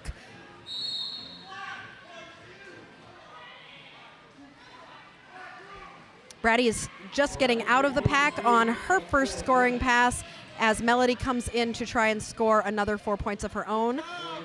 She's got one blocker still to get around. She is able to do a spin around Thunderbuns to score 4 points. Bratty passes the star to Eek the Freak. Eek the Freak is not the jammer. It seems like that was not a complete star pass, so Eek the Freak will need to give the star panty back to the jammer because the star pass has been deemed as incomplete. There is a little bit of confusion as Bratty is sent to the box for an illegal star pass. So during that confusion, I think Melody scored a few more points, but Bratty will be going to the box, and what will happen is the star will need to be given back to Bratty. When a star pass is incomplete, that means the person who had the star has to take it back. So I'm not even sure where the star is at this point for Rockford, but as I'm talking about all of this, Melody is continuing to try and score points at this. A Rockford jammer getting called on an out-of-play block as Melody pushes through for another 4 points and calls the jam. Bratty is still in the penalty box, so I'm interested to see what happens with the jammer star now, as both the jammer and the pivot for Rockford are in the box. I hope all of that made sense to you.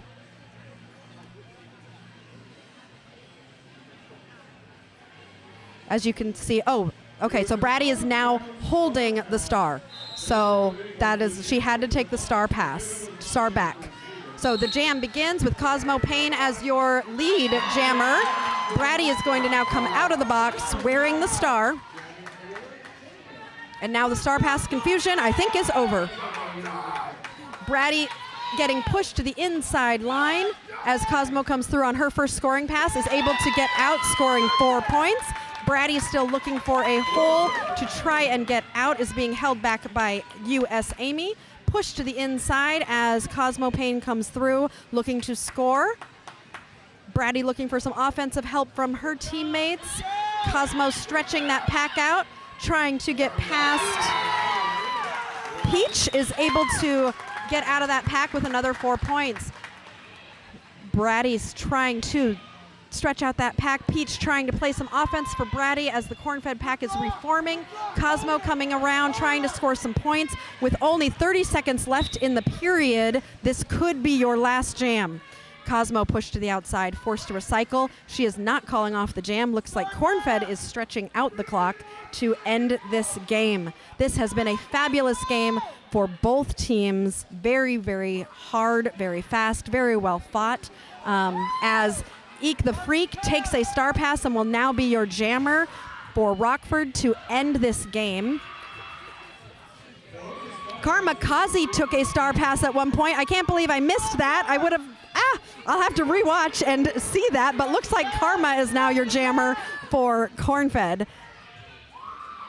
As Eek the Freak comes through with 4 points.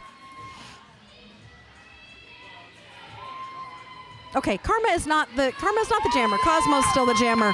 I don't know why it says Karma, but Cosmo's clearly still the jammer, and Cosmo calls the jam, and that is the unofficial end of the game. Cornfed 240, Rockford Rage 128. The crowd is loving it, and it was a great game. Congratulations to both teams.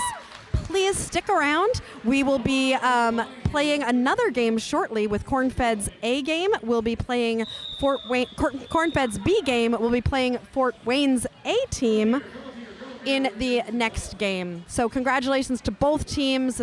Very fun game, and we will be back in just a little bit.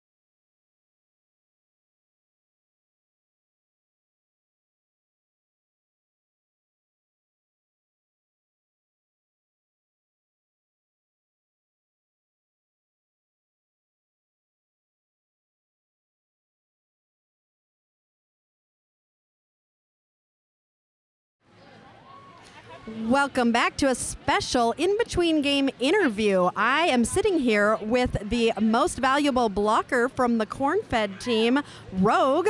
How are you feeling? I am feeling amazing.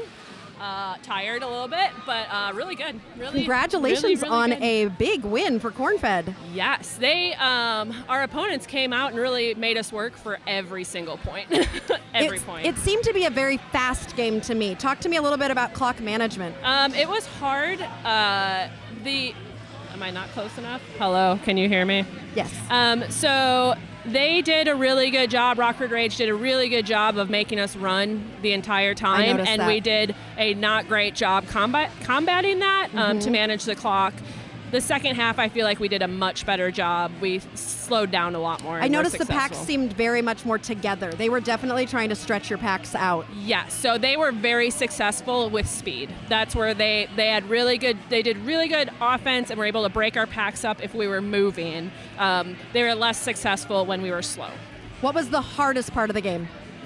Staying slow, because their offense was really, really good, and their jammers are very agile, very jumpy, can move laterally very well, and we don't really have that as much on our team, so we don't practice it as much. So that was really challenging. Yeah. And what was your favorite moment of the game? The one jam I think I did 4 bean dips. You did. I love your bean dips. Rogue is famous for being able to get incredibly low and just go right underneath people. And she's sometimes hard to catch when she's doing that bean dip. Yeah, I felt great. Well, speaking of bean dip, you better go get some food. I bet you're hungry. Yes, after a very hard game. Yeah, and I'm playing in the next one.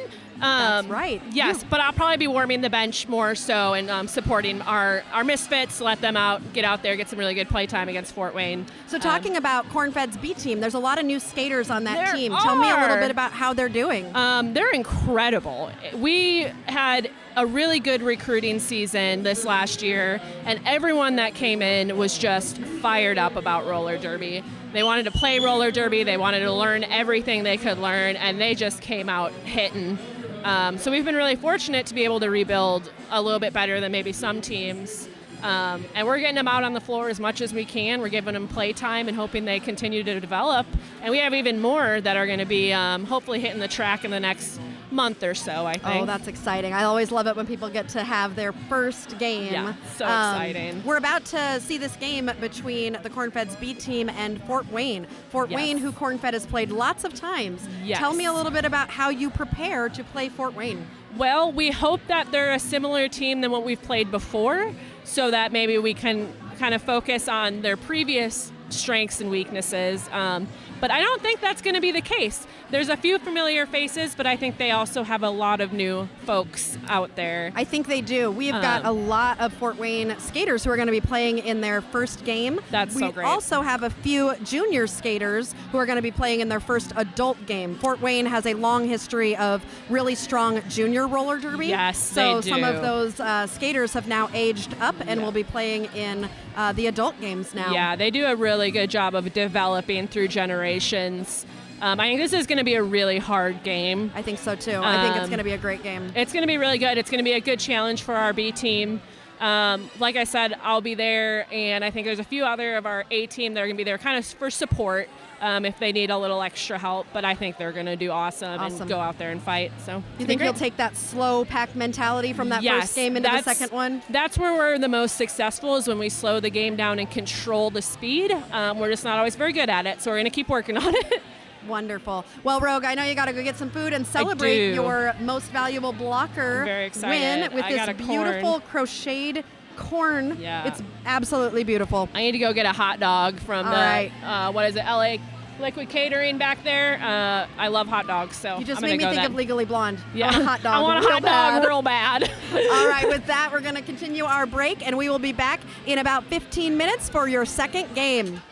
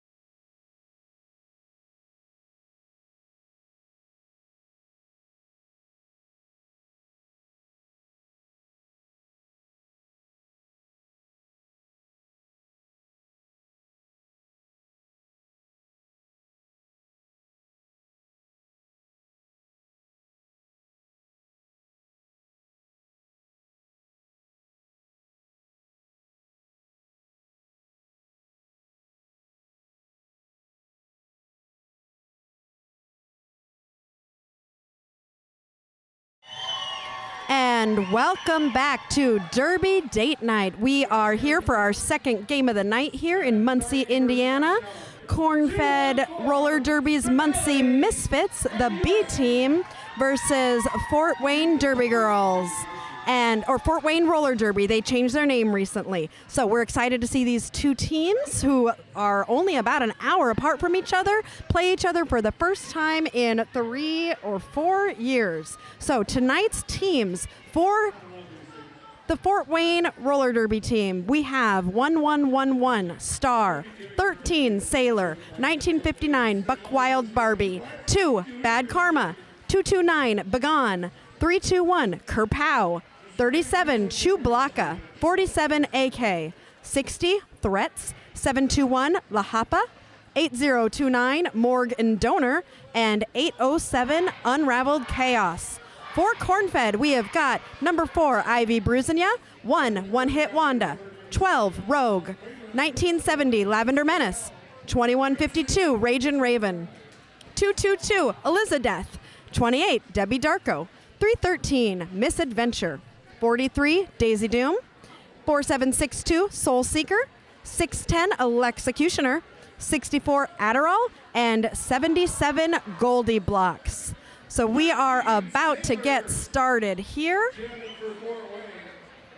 with our second game. Welcome back to Derby Date Night. You're here with me, Aria Kidding Me, and my husband, Seriously. Our kids, OMG and LOL, are still at home and still doing okay. They seem to be taking care of themselves pretty well tonight. So we're out here to enjoy a great night of derby and corny jokes because it's Cornfed and just a lot of fun.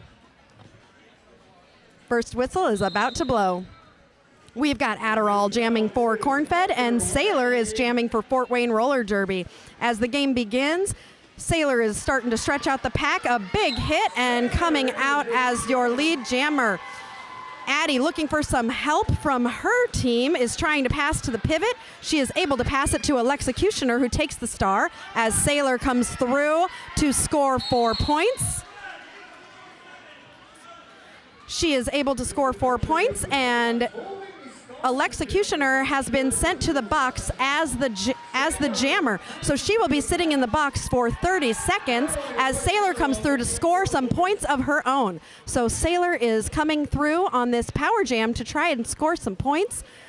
She scored at least one there, and she's being recycled back by Adderall. There was a penalty called, however. So Sailor will go and sit in the box. When she sits down, Alexecutioner will be able to leave the box. As she leaves the box, the packs are trying to figure out where they want to reset. Alexecutioner coming around. This jam will go for the full 2 minutes, as Alexecutioner dances along the line, but then is sent to the box again, it looks like. And I'm sorry, that is not Alexecutioner, that is Misadventure. I think they both have braids. So that is Misadventure, who's going to be sitting in the box. As Sailor comes out of the box on another power jam. Sailor is trying to push through that pack, is able to get out to score 4 points, bringing Fort Wayne to 12. Chaos coming into play, a little bit of offense for Sailor. She is able to get through pretty easily, and the jam ends with 16 points for Fort Wayne and 0 for Cornfed Roller Derby.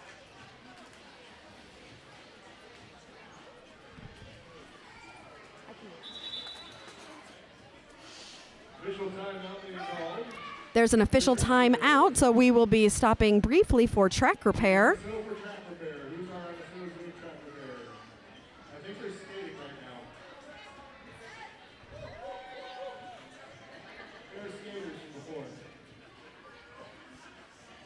I see in the comments that Fort Wayne does have a lot of veterans. Fort Wayne also has some juniors that are going to be skating in their first adult game. So Star 1111 is coming up from juniors. So is Begone number 229. They are both coming up for their first adult game. Fort Wayne has a long history of a very strong junior team. We actually have 2 former junior skaters of our own with Cornfed, Addie Adderall, who came from Fort Wayne, and Boggs, who came from Indiana Junior Roller Derby.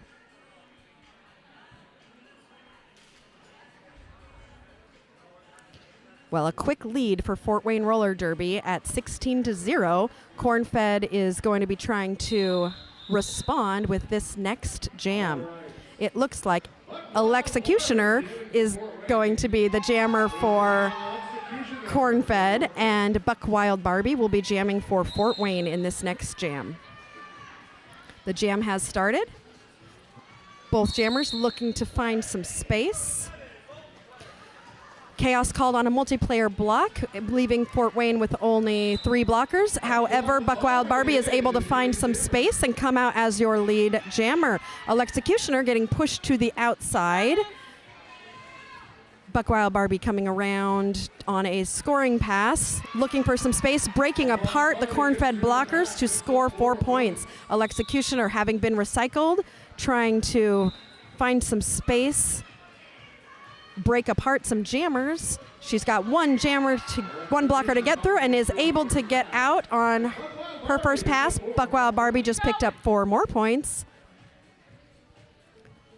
as Alexecutioner comes through on her first scoring pass. She is able to get through.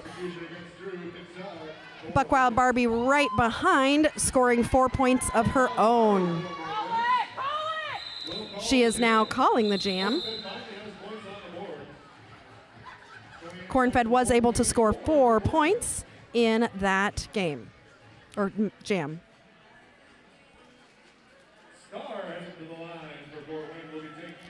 All right, we've got Star on the line for Fort Wayne Roller Derby up against Elizabeth from Cornfed.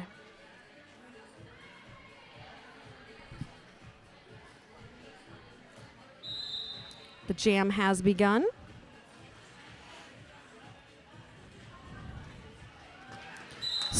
Star establishing a quick lead jammer, but she fell, and so Spinelli and Misadventure reformed in front of her, so it took her a little bit longer to get out, but she is out cleanly as Elizabeth is trying to find some space. She is pushed to the inside as Star comes through to score 4 points.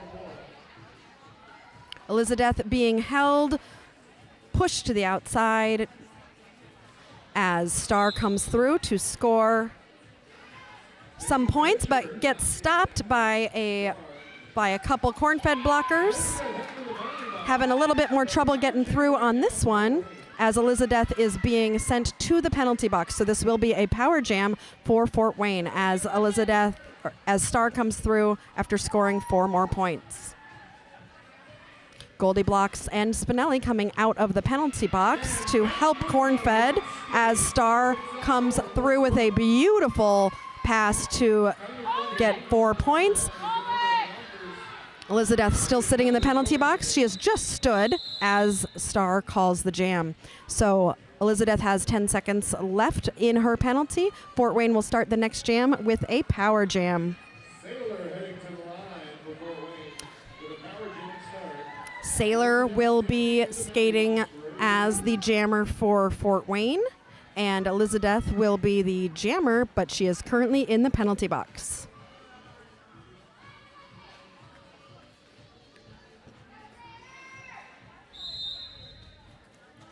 And the jam has started. Sailor's going to be looking to find some space. There was a little bit of a pile up and trying to find some room on the inside line as Elizabeth is out of the penalty box. Sailor has established herself as lead jammer and will be coming through to try and score some points. Elizabeth pushed to the inside as Sailor comes through. She's up against a strong blocking contingent at Cornfed, but is able to break them apart and get through. Elizabeth pushing as hard as she can. Gets pushed down to the ground as Sailor comes out to try and score another 4 points. Sailor's able to get through for another 4 points.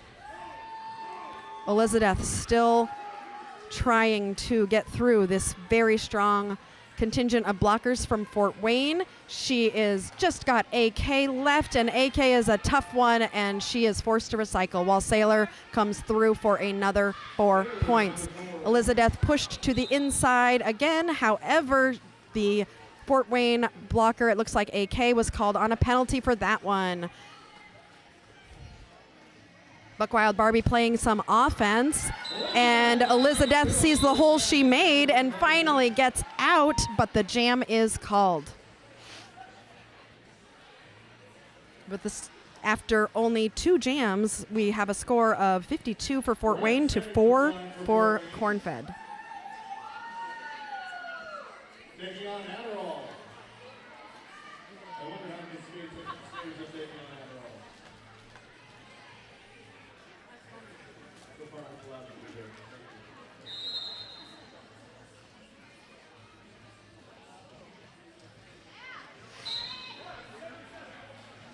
All right, we've got Adderall skating for Cornfed against Threats from Fort Wayne Roller Derby. Threats pushes past to become lead jammer, and Adderall is able to get out as well.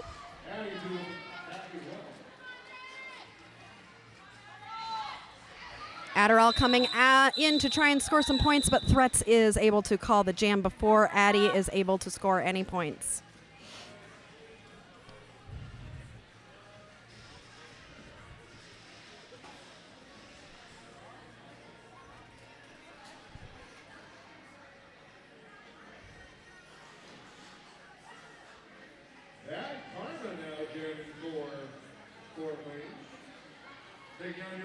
All right, we have got Alexecutioner for Cornfed and Bad Karma for Fort Wayne Roller Derby. Bad Karma finding some space on the outside line, gets out as lead jammer. Alexecutioner quickly out behind her. Bad Karma is going to the box, and Alexecutioner did establish herself as lead jammer because Bad Karma was called on a penalty, so she was not eligible for lead jammer. Let's see if Alexecutioner can take some advantage of this power jam, and she does, scoring 4 points, as she is going to come around to see if she can score some more points before Bad Karma gets out of that penalty box. She is able to score 4 more points. Bad Karma is now coming out of the penalty box to try and get through, and Cornfed's going to try to block her and see if they can help Alexecutioner score again. Alexecutioner getting pushed to the inside. Bad Karma looking for some space. She's able to find it on the inside line to get through. Alexecutioner also able to get through for another 4 points. Sailor coming through untouched on the inside line. Alexecutioner trying to find some space. Is not able to find it and is held up as Bad Karma comes through for another 4 points. Alexecutioner hoping for some offense from Ragin' Raven as Bad Karma comes around. Alexecutioner pushed to the inside line and forced to recycle by Star. 1-1-1-1. The jam is called.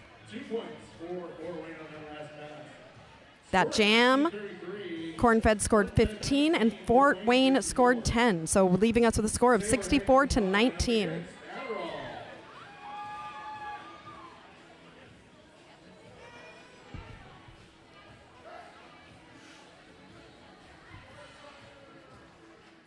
That was really 2 former teammates jamming against each other. That's fabulous, Coach Quick. Love hearing that. All right, we've got Adderall for Cornfed Roller Derby and Sailor for Fort Wayne Roller Derby. Addie finding some space on the outside line. But it was a no pass, no penalty on that one, so she is not able to become lead jammer there. And Sailor gets through and becomes lead jammer. However, Adderall did not score any points there. Remember what we said about hips in the first game. If she had gotten her hips out, maybe she could have scored some points, but that, I don't even know if she could have done that one. That was a pretty tough one. So no points scored for either team in that one. Taking on Buckwild Barbie. All right, we've got Buckwild Barbie on the line for Fort Wayne Roller Derby, and Elizabeth for Cornfed.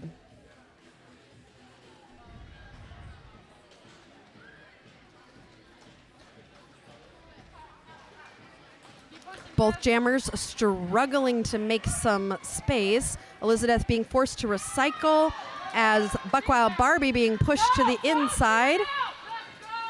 Elizabeth getting a little tripped up over bad karma, going to the inside to recycle. Buckwild Barbie trying to find some space and is able to do so and becomes lead jammer. Elizabeth getting pushed to the inside, has to recycle as Buckwild Barbie is coming through on her first scoring pass, trying to find some space on the outside and spins and is able to do so on 1 foot. Track cut has been called on Elizabeth, and so she will be reporting to the penalty box, which means that this will be a power jam for Fort Wayne. Buckwild Barbie, another spin, and she is slowed down just a little bit and pushed to the outside by Ragin' Raven. However, Raven went out when she pushed her out, which means she can come back in. So Buckwild Barbie decides to call the jam while Elizabeth is still in the penalty box, which means Fort Wayne will start the next jam with a power jam. Star heading back to line for Fort Wayne. Star will be jamming for Fort Wayne, and Elizabeth will be your jammer for Cornfed since she is still in the penalty box. Is she standing? No, she is not standing yet, so she has more than 10 seconds left in her penalty.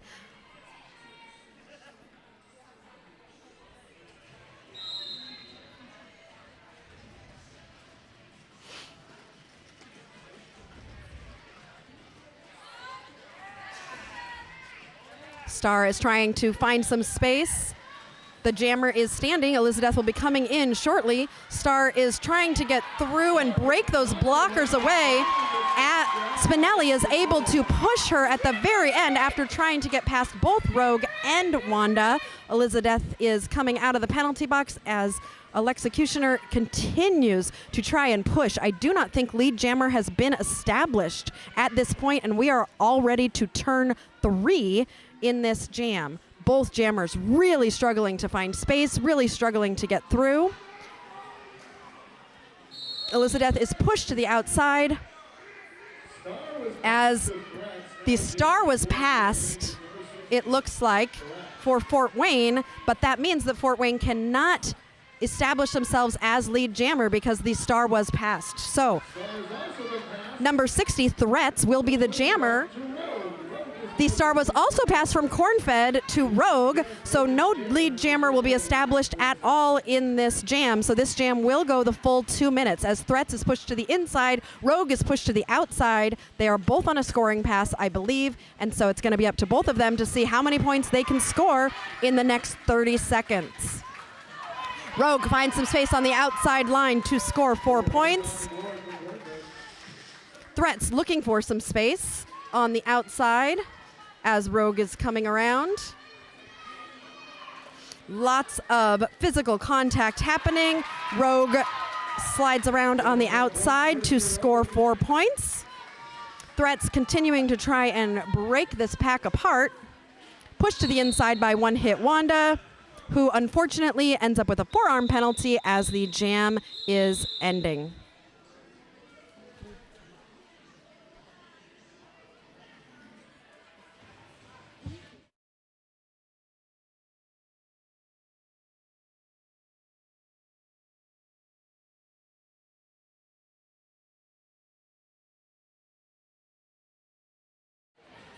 All right.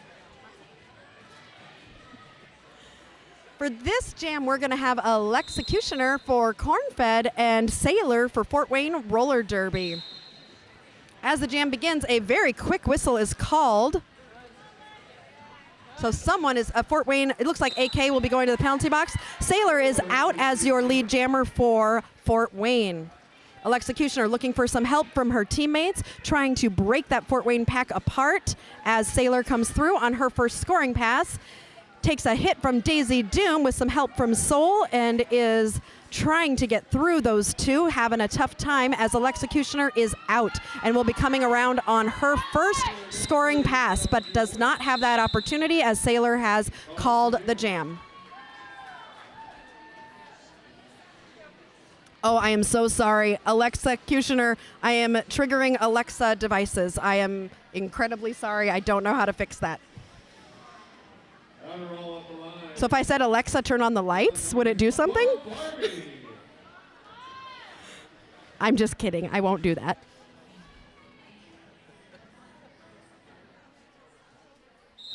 Okay, this jam, we've got Adderall for Cornfed Roller Derby and Buck Wild Barbie for Fort Wayne. Addie able to find some space on the outside line to establish herself as lead jammer. Buck Wild looking for some space as well. Takes a hit from Misadventure, but is out. Addie finding a hole.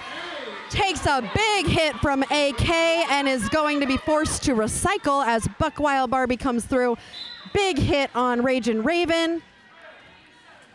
Addie is able to get through and has scored some points there. Buck Wild being recycled by Misadventure. Almost a track cut, but was not called there. Looked like the ref thought about it. Addie finding she did a little zig, a little zag, and scored 4 more points. Buck Wild Barbie also able to get out and will now be on a scoring pass. Addie is looking to takes a huge hit from AK, and Addie is forced to call the jam. Fort Wayne was able to steal 4 points in that jam. So watching AK out there reminds me of when I used to play derby against AK, and AK made my life very difficult. She was always very encouraging while she was ruining my life and I couldn't get past her.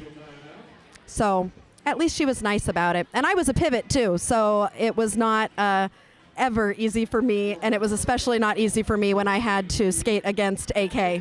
I'm actually looking at one of my old teammates who just turned around to nod in agreement that AK is a very hard skater to get around. She is a very good blocker and has been doing it for a really long time.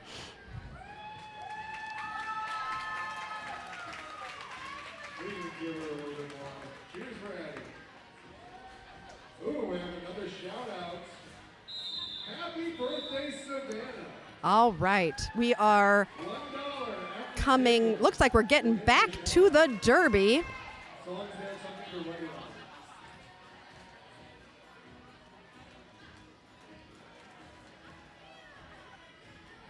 It really is quite cold in here. I'm not just wanting to tell my joke again about how many fans we have, but we do have quite a few fans, and it is cold.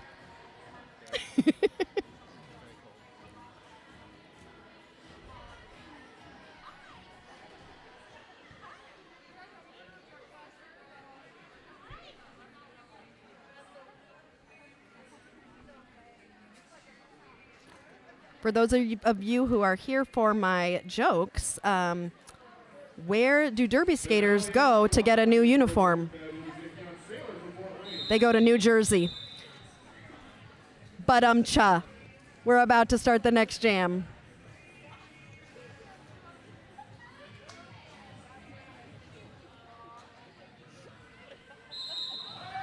Spinelli will be skating for Cornfed as the jammer, and Sailor for Fort Wayne Roller Derby. Spinelli trying to tiptoe on the inside line is forced to recycle as a Cornfed blocker's headed to the penalty box. Sailor establishes herself as lead jammer, but Spinelli is out very quickly right behind her and is chasing her down, hoping that she can...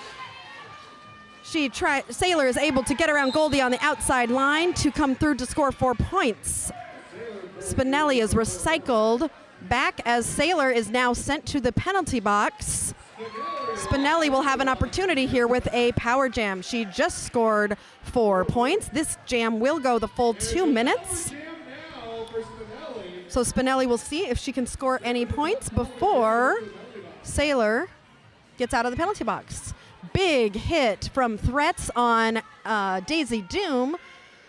as Spinelli is trying to stretch that pack out, and she is able to get through for 4 more points. Sailor is now standing, so she has less than 10 seconds left in this penalty. As Spinelli comes through, she's got 3 Fort Wayne blockers to get past. Ivy trying to do a little bit of offense for her.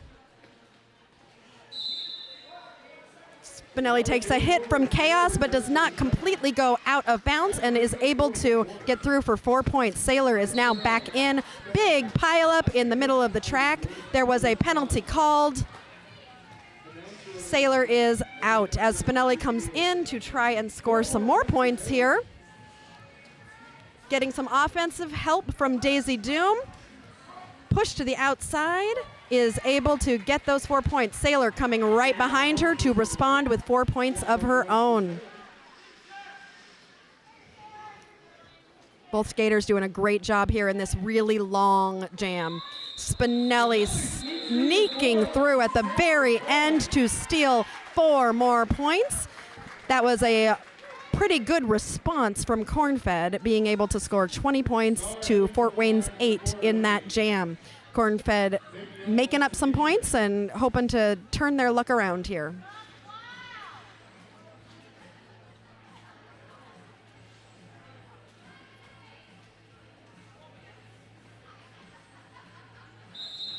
All right, we've got Alexecutioner for Cornfed Roller Derby and Star for Fort Wayne Roller Derby, finding some space on the outside. Star is your lead jammer.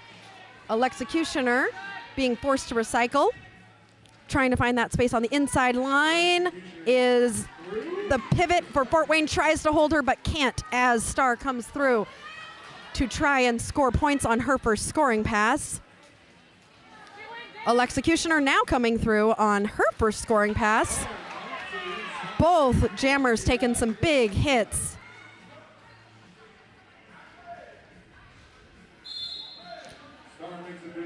Unfortunately, Alexecutioner the pivot from Fort Wayne was out of play and it was called on a penalty as Alexecutioner still a little bit stuck in the pack. Sailor's coming around to try and score 4 more points.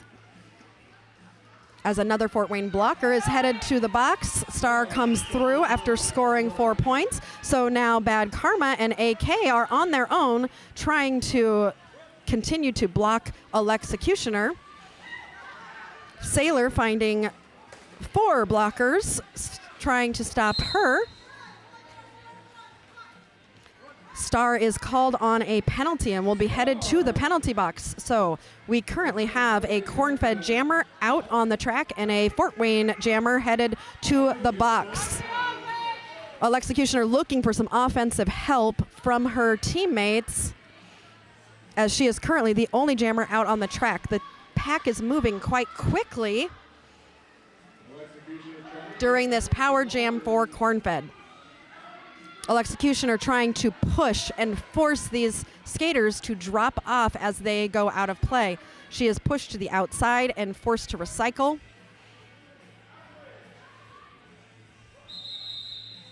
Oh, that was a hard jam, and the jam has ended. However, Star is still in the penalty box. She is standing, so this next jam will start with the Fort Wayne jammer in the penalty box.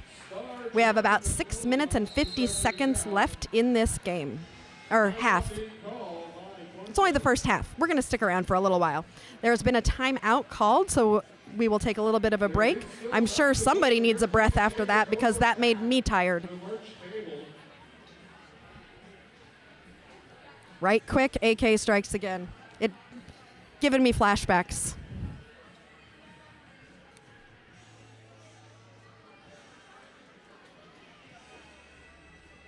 And while we are stopped for this timeout, it is time for another joke. So I have a rocking chair at home, and I'm thinking about putting wheels on it. You know why? Because I want to rock and roll. It's date night. I have to make you laugh, right? My producer husband is laughing and enjoying my jokes, or at least pretending to. Should I tell them about our first date to the ice rink? Because it was a great way to break the ice.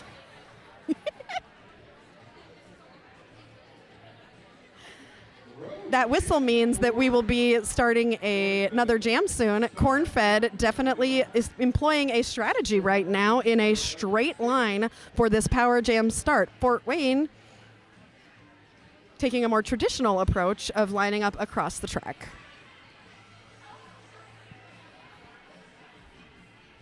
Let's see if this works, as Rogue is your jammer for Cornfed. The pack immediately starts moving fairly quickly, and Rogue does her famous bean dip around the outside to establish herself as lead jammer, as Star comes out of the penalty box and trying to find some space, is able to find an outside line and get out. Rogue coming through on her first scoring pass, takes a hit from Threats and is forced to recycle. Rogue decides to not call the jam, as Star is getting stuck behind a strong wall of 4 Cornfed blockers. Rogue also stuck behind a strong wall of 4 Fort Wayne blockers. Star is out, so is Rogue. Rogue passes Star. Star must be tired. This is her second jam in a row, and the last one she skated a lot too. Like this is fast. Rogue taking a hit from Threats to the inside, is forced to recycle. Rogue taking a second to think about whether or not to call it or to keep going. Looks like she's going to keep going as these packs start to stretch out. Star is taking off the Star and looking for a pivot to pass it to, as Rogue is pushed to the outside by Chaos, but then is able to come back in. The pivot has the Star now, so Threats is now your jammer for Fort Wayne, as Rogue comes around on another scoring pass. Looking for some offense, Rogue gets a little caught up by Chaos, who also said sorry after she hit her, because we're also friendly even though we're playing derby and blocking each other. Threats coming around on a scoring pass after Rogue has just come through on her own. Push to the inside line as the jam is ended.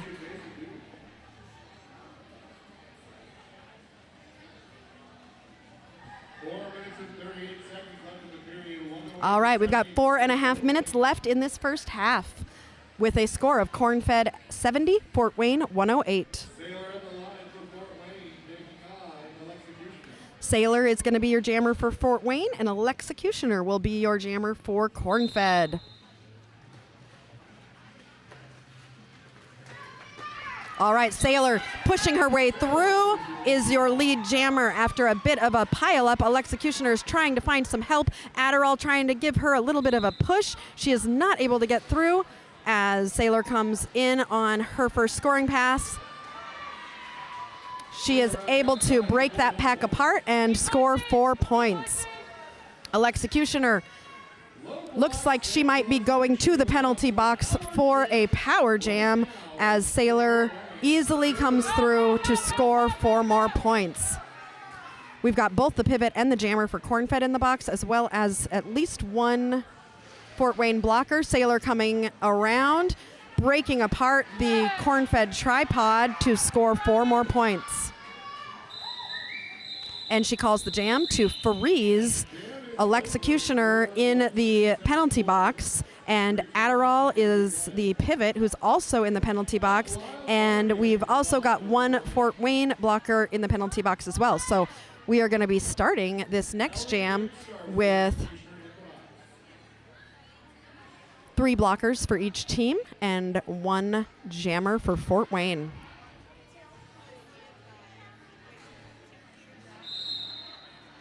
And the jam has begun with Buckwild Barbie as your jammer for Fort Wayne. As Addie comes out of the penalty box, Buckwild Barbie establishes herself as lead jammer. Alexecutioner is out of the penalty box and re-entering as Buckwild Barbie comes around on her first scoring pass.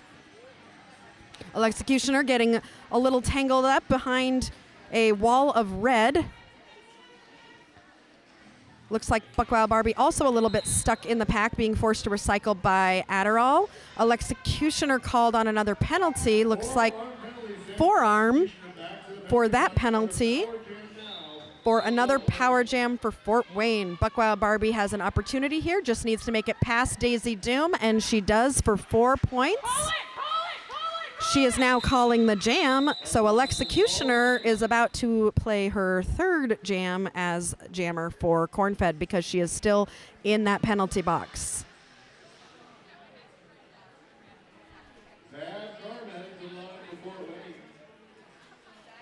There's less than 2 minutes left in this game, so left in this half. I keep saying game, but it's the half. We still have a whole nother half to play. We have a Cornfed jammer, Alexecutioner, is going to be starting in the penalty box, and Bad Karma is going to be the jammer for Fort Wayne, seeing if she can take some advantage from this power jam. Asking for some help from her blockers, Bad Karma is pushed to the inside, but is unfortunately called on a track cut. She thought she was okay to re-enter, but looks like she was not. So now we are going to switch and have a power jam for Cornfed. Alexecutioner coming around hoping that she can get some offensive help from Ragin' Raven, is pushed down and is going to try again.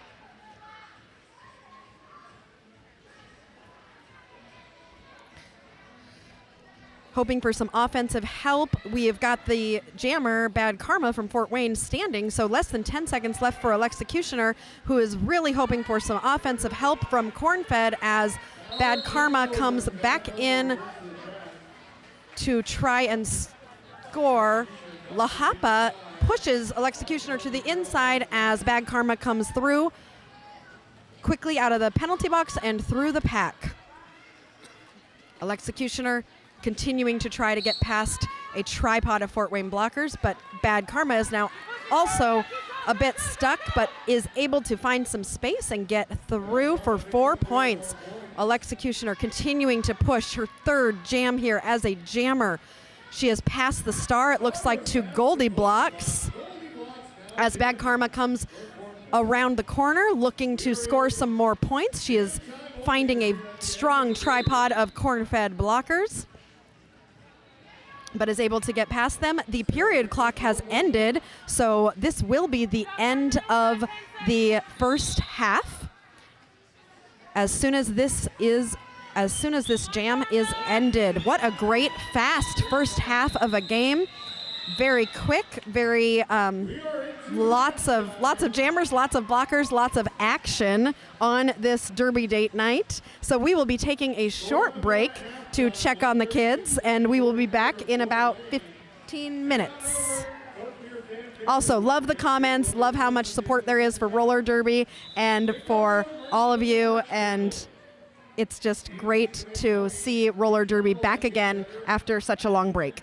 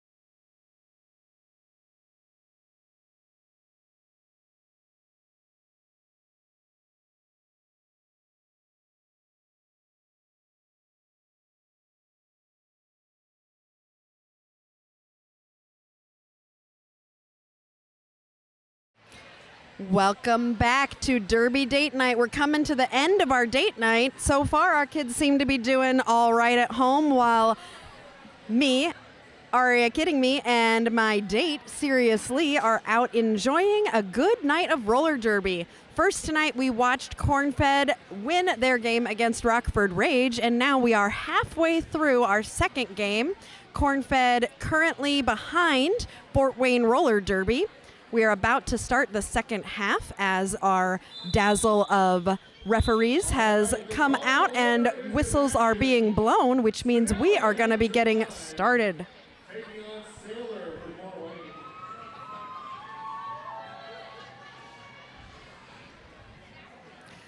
At the end of the first half, there were a few Cornfed skaters in the penalty box, so we're starting down.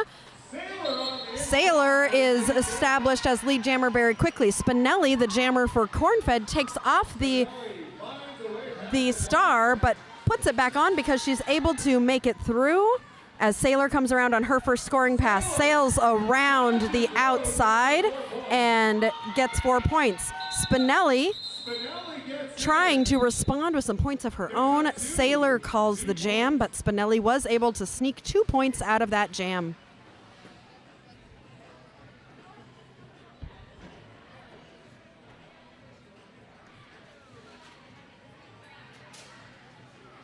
Misadventure heading to the line. Taking out Buck Wild Barbie.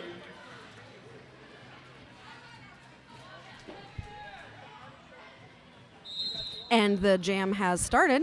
Misadventure is going to be your jammer for Cornfed, and Buckwild Barbie will be your jammer for Fort Wayne Roller Derby. Misadventure sneaking through on the inside line will be your lead jammer. Buckwild Barbie finding some space with some offensive help from Threats. Gets through. Misadventure is able to avoid a referee on the track to come around for her first scoring pass, with Buckwild Barbie coming in behind. Misadventure picks up 4 points. Buckwild Barbie finding a little bit of a tangle of blockers, trying to find her way through, is able to get out to score 4 points, as Misadventure is trying to score again and comes out with another 4 points.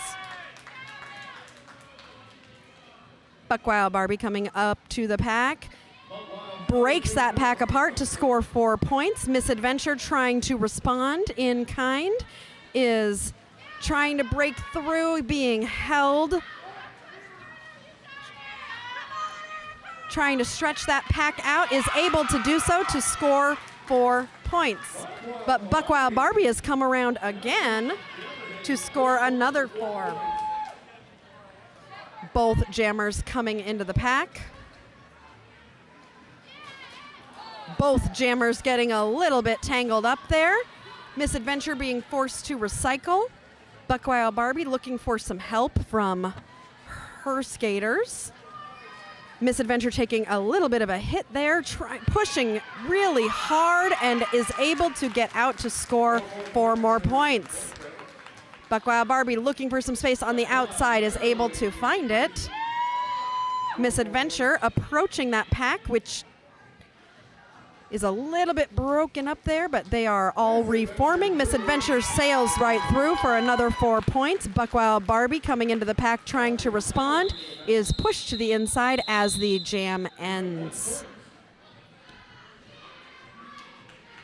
That was a very high-scoring jam for both teams. Cornfed scored 10 and Fort Wayne scored 17.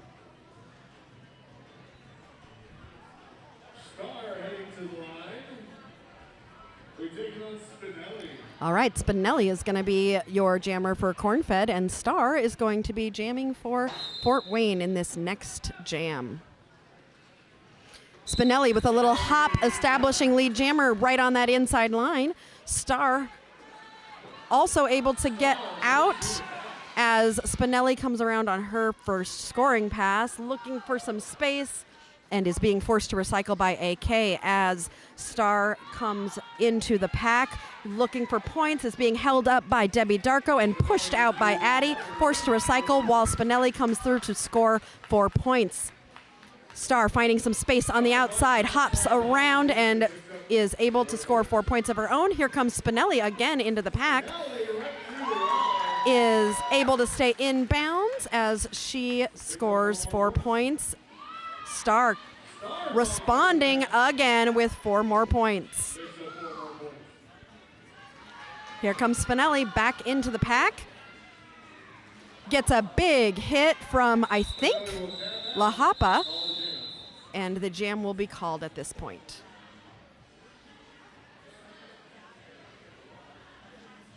Fort Wayne skaters check in on Spinelli to make sure she's okay, and she says yes.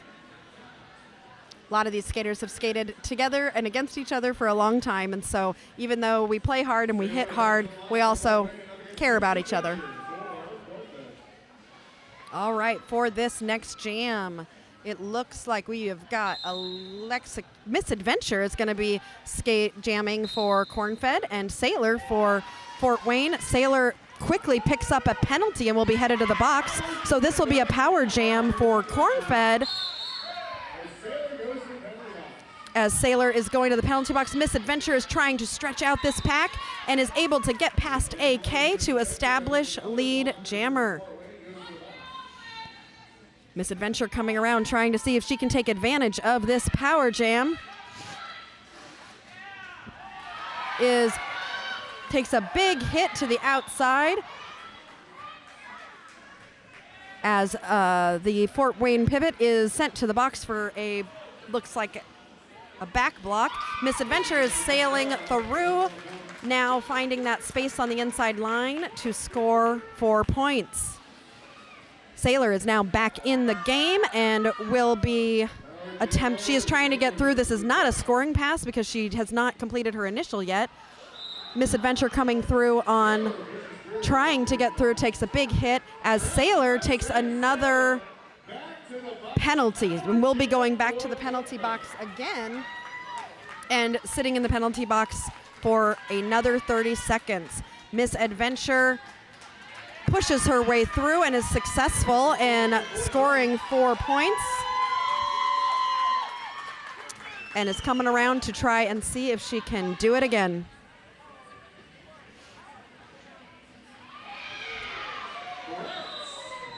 And the jam is called with Sailor still in the penalty box, but she is standing, so she won't be there for very long. Timeout has been called. 114-165 in favor of Fort Wayne. If I do the math right, that's nearly 41 points. According to our house announcer, Fort Wayne is ahead by 41 points. I didn't do the math. I made him do the math. So if it's wrong, we can blame Macabre, our house announcer.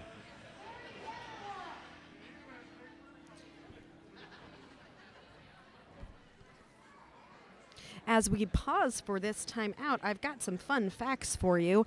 Both teams have a mother-daughter duo on them. On the Cornfed team, Soul Seeker is Ragin' Raven's mom, and on the Fort Wayne team, Kerr Pow is Begone's mom. So 2 mother-daughter pairs out there on the track, which I think is just fabulous. I had sons, and even if they skated, I don't think they would have skated with me. So we play Dungeons & Dragons together instead. After that timeout, now there's another timeout. We are stacking timeouts at this point, which means it's time for some more jokes. Okay, what's the hardest thing in outdoor skating? Concrete.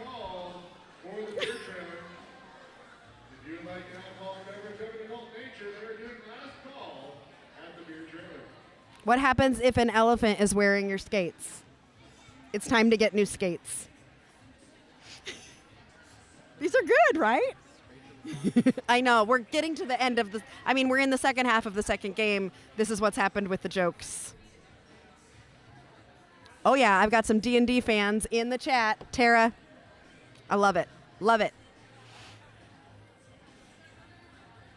I don't play with my kids most of the time because they get a little wild. So but it's fun.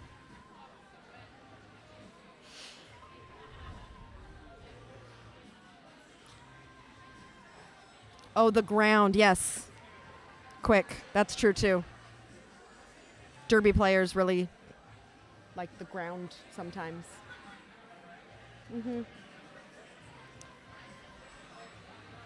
I'm not sure what this timeout is for, or what they're reviewing. But hopefully we will get back to Derby very soon. As I have mentioned before, Cornfed will not have another home game until May 27th.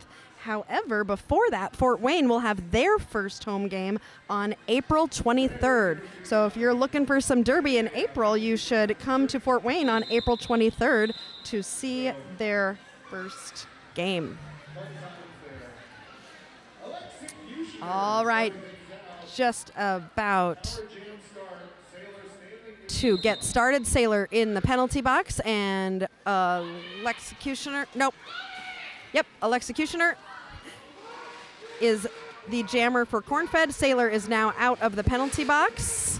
Alexecutioner and Sailor both trying to get through. Sailor taking a hit from Spinelli, forced to recycle. Alexecutioner looking for some help, getting pushed to the outside by threats. Sailor comes from the outside to establish lead jammer. Alexecutioner, after being recycled, is approaching the pack again. Sailor is sailing through for another 4 points. However, she's also recycled, so she is going to the back of the pack. Alexecutioner still trying to push her way through, trying to make it past Unraveled Chaos as this pack is coming forward. Sailor trying to find some space, taking a hit from Spinelli, but is able to re-enter the track and score some points. Alexecutioner taking the jammer cover off and looking for Spinelli, the pivot, to possibly pass as Sailor sails through on the inside line with some beautiful lateral skating there. Spinelli has now taken the jammer star and will be your jammer. Spinelli is out of the pack and will be coming around on her first scoring pass. But she won't because the jam is over.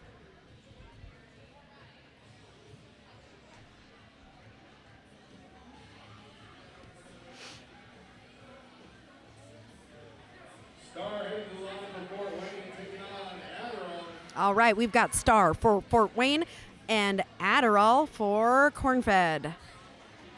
And it looks like 2 Cornfed blockers and 4 Fort Wayne blockers. And whistles are being blown again. So the dazzle of referees, all of our zebras, are having a conversation as we wait to get started again.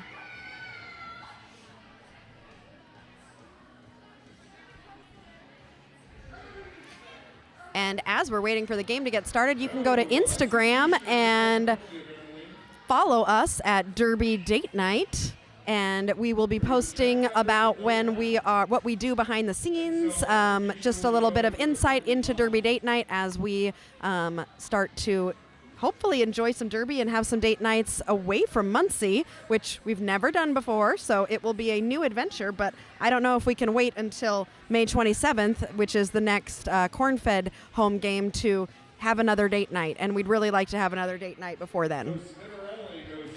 Now, during this official review, we've seen some people go to the penalty box. It looks like Spinelli is now reporting to the penalty box as the jammer. I am guessing it's because at the end of that last jam, what I noticed was Spinelli did go out of bounds and then came back in. So I'm guessing it's for a track cut because she must have been pushed out by someone. We're starting this jam with a mother and daughter blocker duo in the penalty box for Cornfed, Soul and Raven. And Spinelli also in the... So we only have 2 Cornfed blockers out on the track, Goldie and Wanda, as this jam is getting started. Let's see what Fort Wayne can do with this opportunity. All right, the jam has started, and Buckwild Barbie is easily finding her way through to establish herself as lead jammer. Goldie and Wanda discussing a little bit of strategy and what they're going to do, with only 2 of them getting kind of swallowed up Unfortunately, Buckwild Barbie is able to get through as the Fort Wayne blockers just really made a circle around those two. There's nothing they could do. Here comes Buckwild Barbie again as both blockers and the jammer from Cornfed are coming out of the penalty box. And Spinelli is able to get through on her initial as Buckwild Barbie is coming through for what would be her third pass. She, for the first time, this jam has a wall of 4 Cornfed blockers. Spinelli approaching the pack, ends up with a back block penalty, came into the pack a little bit hot there, and so Spinelli will be going to the box again as the jam is now called. So this next jam will start as a power jam for Fort Wayne with Spinelli in the box along with, it looks like, Wanda, the pivot from Cornfed.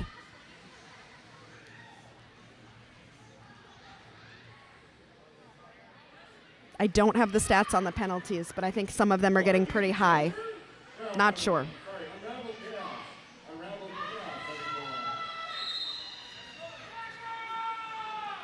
All right, Chaos is jamming. We don't get to see that very often. And she comes out as your lead jammer pretty quickly there.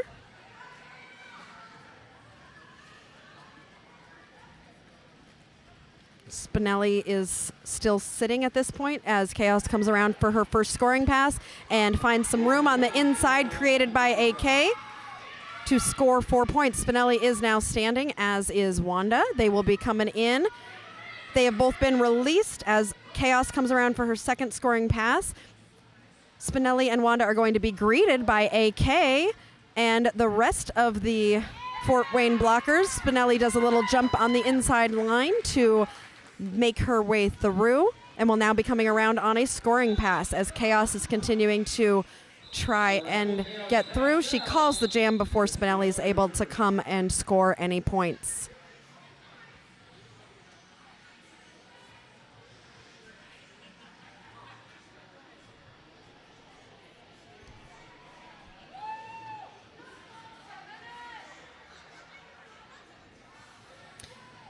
So in between the first game and the second game, our camera crew, who I introduced in the first game as the alliteration of Casey, Carl, Kylie, and Caitlin, they have all developed their own derby names, which I will tell you after this jam. Addie is your Cornfed jammer, and Sailor is going to be jamming for Fort Wayne. Sailor establishing lead jammer, but Addie is out quickly behind her. Both of them coming around as both packs are getting ready for them. Addie sailing through on the inside line. Sailor also getting through. Both jammers racing to the pack to see what they can do. Addie getting pushed to the inside as Sailor is through for 4 points. Addie looking for some space, trying to get through. Sailor calling the jam at that point. So with that jam, Fort Wayne scored 8 points and Cornfed scored 7. Fort Wayne has now broken the 200 mark, score 2-1 to 121. So our camera crew has been developing their own derby names, and I'll share those with you during our breaks. Alexecutioner is going to be jamming for Cornfed, and Star is your jammer for Fort Wayne.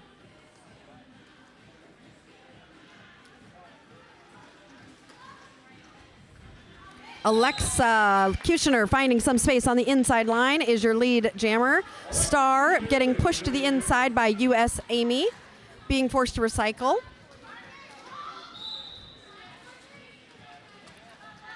Alexecutioner trying to make her way out as Daisy Doom's headed to the penalty box on a track cut. Star pushes through, but is receiving a forearm penalty box and will report to the box, which means this is a power jam for Alexecutioner. Alexecutioner trying to stretch out the pack here. Cornfed is holding strong and hoping that Alexecutioner can just keep pushing, and every 10 feet a blocker will have to drop off. and she is down to AK as the last blocker. She is pushing as AK has to let her go. Alexecutioner gets those 4 hard-earned points. Star coming out of the penalty box as Alexecutioner takes a big hit from AK as Star comes around the outside to score. I think that was her initial. So now Star will be coming through on a scoring pass as Alexecutioner continues to push through a very strong Fort Wayne tripod, which has now become a duo. The jam has ended.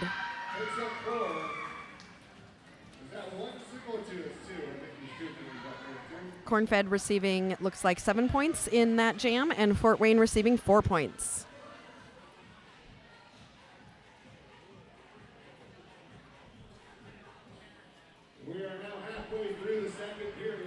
We have 15 minutes left, so we are halfway through our second half of our Derby date night. We have got Spinelli for Cornfed and Saylor for Fort Wayne. Saylor quickly moving to the outside and establishing lead jammer. Spinelli trying to find her way through, is able to get through on the inside, and Saylor comes around on her first scoring pass, takes a smash from 2 Cornfed skaters, but is able to find some space and score 4 points. Spinelli with a bit of a dust up and a couple skaters on the ground, trying to tiptoe on the line, is now having to stretch the pack out, tiptoeing on the other line, continuing to try to stretch that pack out. She is taking some hard hits, but staying up and trying to stay in the bounds as well. Saylor also fighting in the back of that pack. As I'm hearing some penalties being called, looks like we've got at least 1 Fort Wayne blocker going to the box. And as that jam ends, with Fort Wayne scoring 8 points and Cornfed scoring 4. Buckwild Barbie will be your jammer for Fort Wayne, and Adderall will be jamming for Cornfed. There are only 2 Fort Wayne blockers out on the track, and there are 4 Cornfed blockers, which is the opposite of what we had a few minutes ago. Let's see what happens. Adderall getting pushed to the outside by Unraveled Chaos. Still trying to break apart and find some space. She is not able to. Buckwild Barbie is able to find space and establishes herself as lead jammer. Addie takes a hit and is forced to recycle by Unraveled Chaos as Buckwild Barbie comes around for her first scoring pass.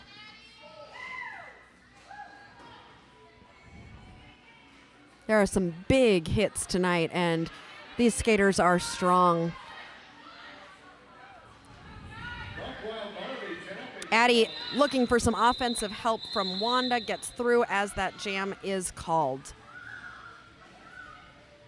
And that jam will end with neither jammer scoring any points, which might be one of the first times that's happened tonight, I think.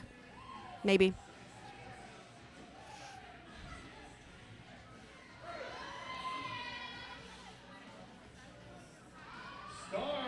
All right, Star is going to be your jammer for Fort Wayne Roller Derby. And US Amy is jamming for Cornfed. I love to see US Amy jam, and I love to see, I was going to say she was going to get lead jammer. We will see. Oh, it was so close, but lead jammer is going to go to Star, but Amy is right behind her. The 2 of them are going to race to the pack. Amy pushes Star out of bounds, and Star calls the jam as Amy is on the ground and celebrating her moment in the sun as a jammer. I'm very curious who asked her to go out and jam, because her husband is over there on the coaching staff and he is laughing quite a bit right now. So I don't know if it was Amy's choice or if it was Kent's.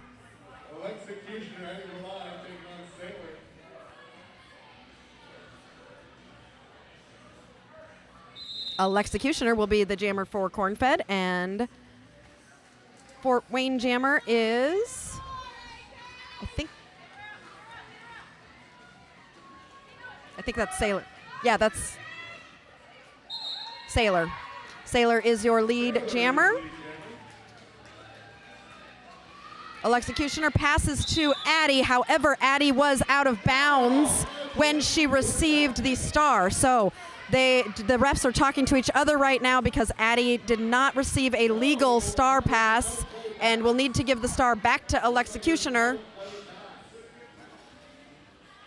There's some confusion as Sailor comes around. She's already scored 4 points and is coming around on a second scoring pass. There's a penalty being received. And some confusion, some discussion during the game right now. I think they're trying to tell Adderall that she needs to give the star back, but she has not quite received that message yet. Sailor coming around. She's already scored 8 points, coming around on her third scoring pass. I think Alexa has the star back on now, while Addie sits in the penalty box and talks to her coach about what happened. I think Coach Dan is explaining to Addie what happened there.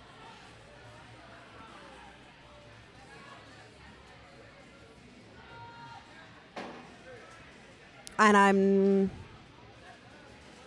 not surprised there's a timeout here happening. I had a really good view of it because it happened right in front of me, and I am pretty sure Addie's skates were out of bounds when she received the star. So I'm pretty sure that was... And I saw that the ref had a really good view of it too. But we'll see. I'm not a ref, so I don't get to make those decisions. I can just have opinions. But while we're in timeout, I can finally tell you what our camera people have named themselves now that they're coming up with their own derby names. So instead of my alliteration of camera crew, which is an alliteration in itself of Casey, Carl, Kylie, and Caitlin, now have derby names. So Casey is now Scream Queen. Carl is now the Pun-isher. Kylie is now McKillen-it, and Caitlin is still nameless. So if any of you have any ideas for what Caitlin's name should be, go ahead and throw them down there in the chat.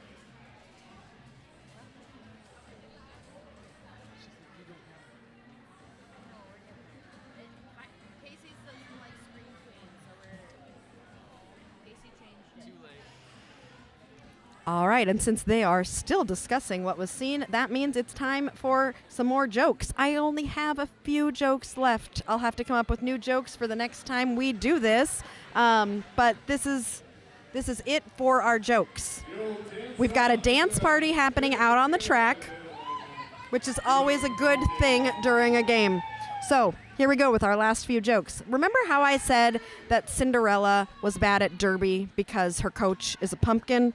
There's another reason that Cinderella is bad at derby. She's never wearing more than one skate.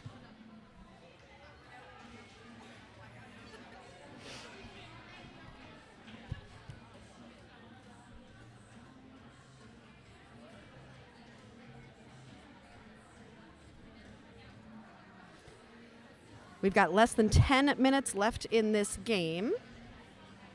I have no idea what the penalties are like, but I feel like almost everybody's been visiting the penalty box during this game. I've also noticed a lot of good camaraderie and just skaters really encouraging each other and supporting each other, which is always great to see out on the derby track.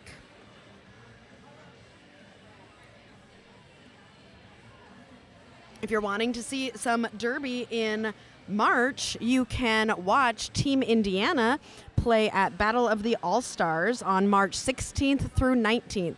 That will be live streamed, not by us. I'm not sure who's live streaming, but that will be live streamed. So if you want to see some derby March 16th through 19th, you can cheer on Team Indiana or whatever state might be your favorite that's playing at Battle of the All-Stars in Scranton, Pennsylvania.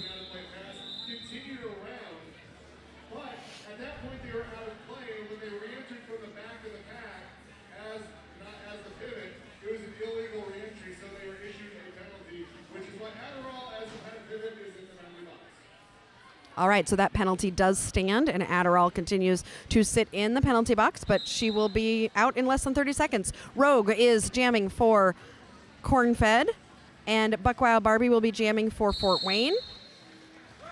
Whistle is blown. Someone gets a penalty, and Rogue gets lead jammer, but Buckwild Barbie is not too far behind her.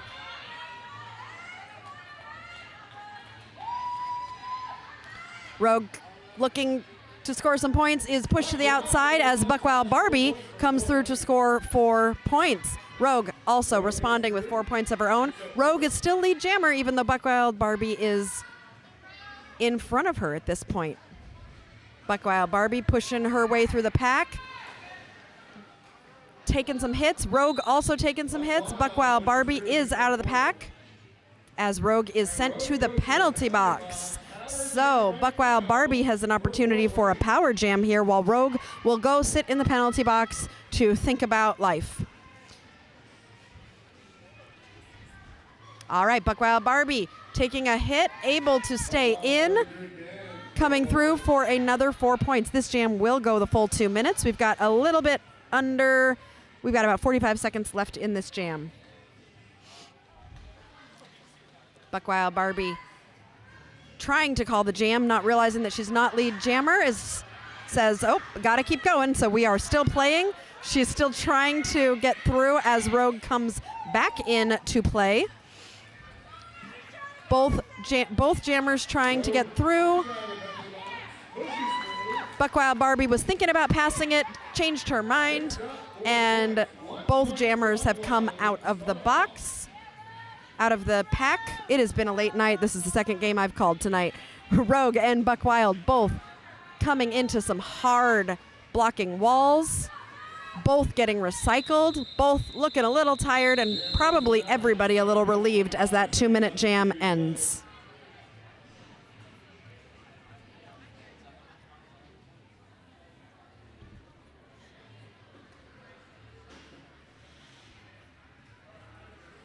Caitlin, the comments have suggested nameless and get a grip because of a camera grip.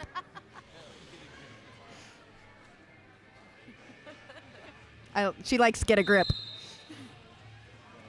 All right, this jam, we've got Spinelli as the Cornfed jammer and Star as the Fort Wayne jammer. Spinelli finds a hole on the inside, pushes her way through for lead jammer, but Star is not far behind her.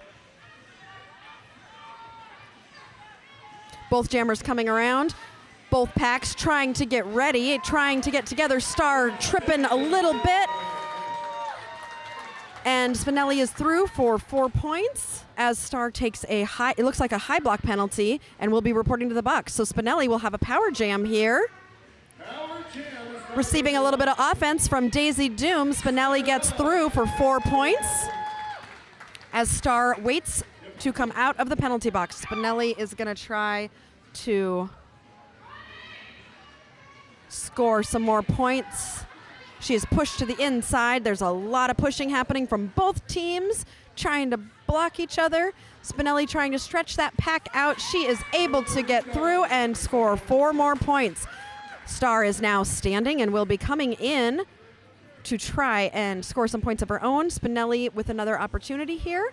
Looking for some offense from Soul Seeker, gets it and just has to get past AK and is able to hop around her to score another 4 points.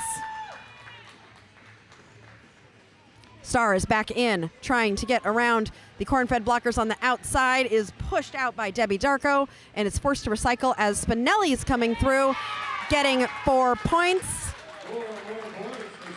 to bring them to 164. Star finding some room on the outside, is able to get through, feeling a little wobbly on her legs. And she is through. Spinelli is pushing her way out, and the jam ends with only 5 minutes left in this game. That was a very successful jam for Cornfed, who ended up with 24 points in that jam. Now, these wobbly legs, I talked about this last game, and I was trying to think about, you know, sailor legs, getting your, no, what was it? I can't say it. Whatever it is, what? Sea legs, when you get your sea legs back is what I was trying to say. But in the last game, I said sailor feet. So sailor feet is what I am going to call people looking a little bit wobbly when they're trying to get their sea legs back, because sailor feet just works. Another suggestion, Caitlin, for your name is lends me a hand. And I agree. Spinelli's footwork is amazing. I love watching her little hops.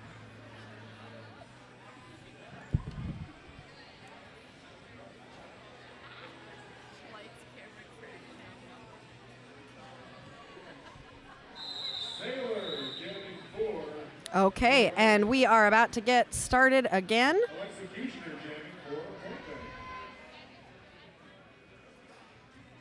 I never got my jokes either. I got distracted. I still have 2 more jokes. We got to get to them before the end of this game. Executioner is your jammer for Cornfed, and Sailor is your jammer for Fort Wayne. Sailor getting pushed to the outside and forced to recycle by Ragin' Raven. Executioner trying to push that pack forward, looking to find some space. Both jammers getting a little bit stuck in those packs. Sailor finding some space on the outside line to come out as lead jammer. Executioner just needing to get past one more Fort Wayne blocker. I think that she is pushing as hard as she can and is able to get out. Threats holding her for quite a long time there. Sailor coming through for 4 points as Executioner coming around for her first scoring pass. Both jammers approaching the pack. Sailor pushed to the outside, forced to recycle by Ragin' Raven as Executioner pushing that pack, just trying to use brute strength to get through, which is really the only way to get through Chaos and AK and Threats. I mean, some of these really strong Fort Wayne blockers. She is able to get through for those points.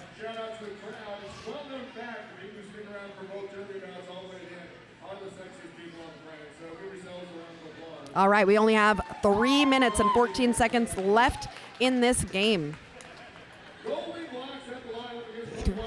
Goldie Blocks. She had 1 jam as a jammer in the last game, and I guess she's going to do 1 jam in this game as starting as the jammer. So Goldie Blocks will be your jammer, and Buckwild Barbie will be Fort Wayne's jammer. Both packs fairly slow. Both jammers pushing as hard as they can.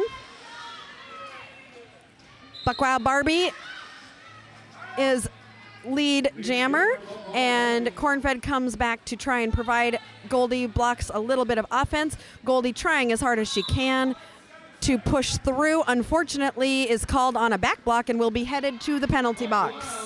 So Buckwild will have a power jam here as Goldie is going to the box. And Buckwild is coming around and easily comes through on the inside to pick up 4 points. As Goldie sits very comfortably in the box. It's a place that she would joke that she knows pretty well. big hit. Debbie Darko, who takes a big hit on Buckwild Barbie. Barbie calls the jam.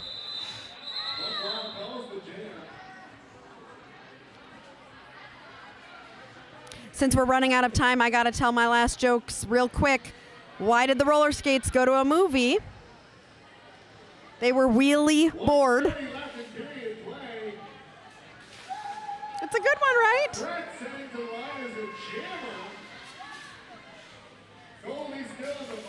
Okay, Goldie is in the box. So Fort Wayne will be starting with a power jam with just over a minute left in this game. This could be the last jam of the game. Threats is going to be your jammer for Fort Wayne. Goldie Blocks coming in. No one is established as lead jammer yet, but yes, Threats is the lead jammer, followed closely by Goldie Blocks. Less than a minute left in the game. Both skaters coming through trying to, Threats going to the inside, trying to make an apex jump, almost makes it, does not, is forced to recycle. Goldie is stuck behind a bunch of Fort Wayne blockers, trying to get through, looking for some offensive help. Threats also trying to get through, some big hits happening. Executioner recycling Threats to the back. Goldie getting pushed to the inside, also getting recycled. Multiple penalties being called. 15 seconds left in the period. Threats is still lead jammer. Threats is has scored 4 more points for Fort Wayne, is coming around. The period clock is running out, so all that is left now is jam time.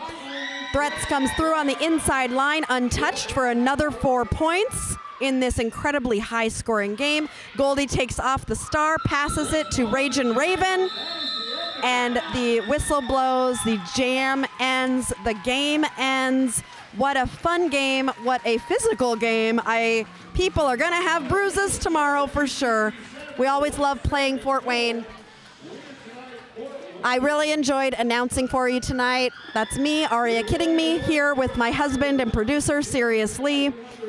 I'm assuming the kids should probably be in bed. It's almost 10 o'clock here. They probably are really enjoying the fact that we haven't made them go to bed yet. So we gotta get home, take care of those kids. Hope you enjoyed tonight's games. They were fabulous, and hope we see you again soon.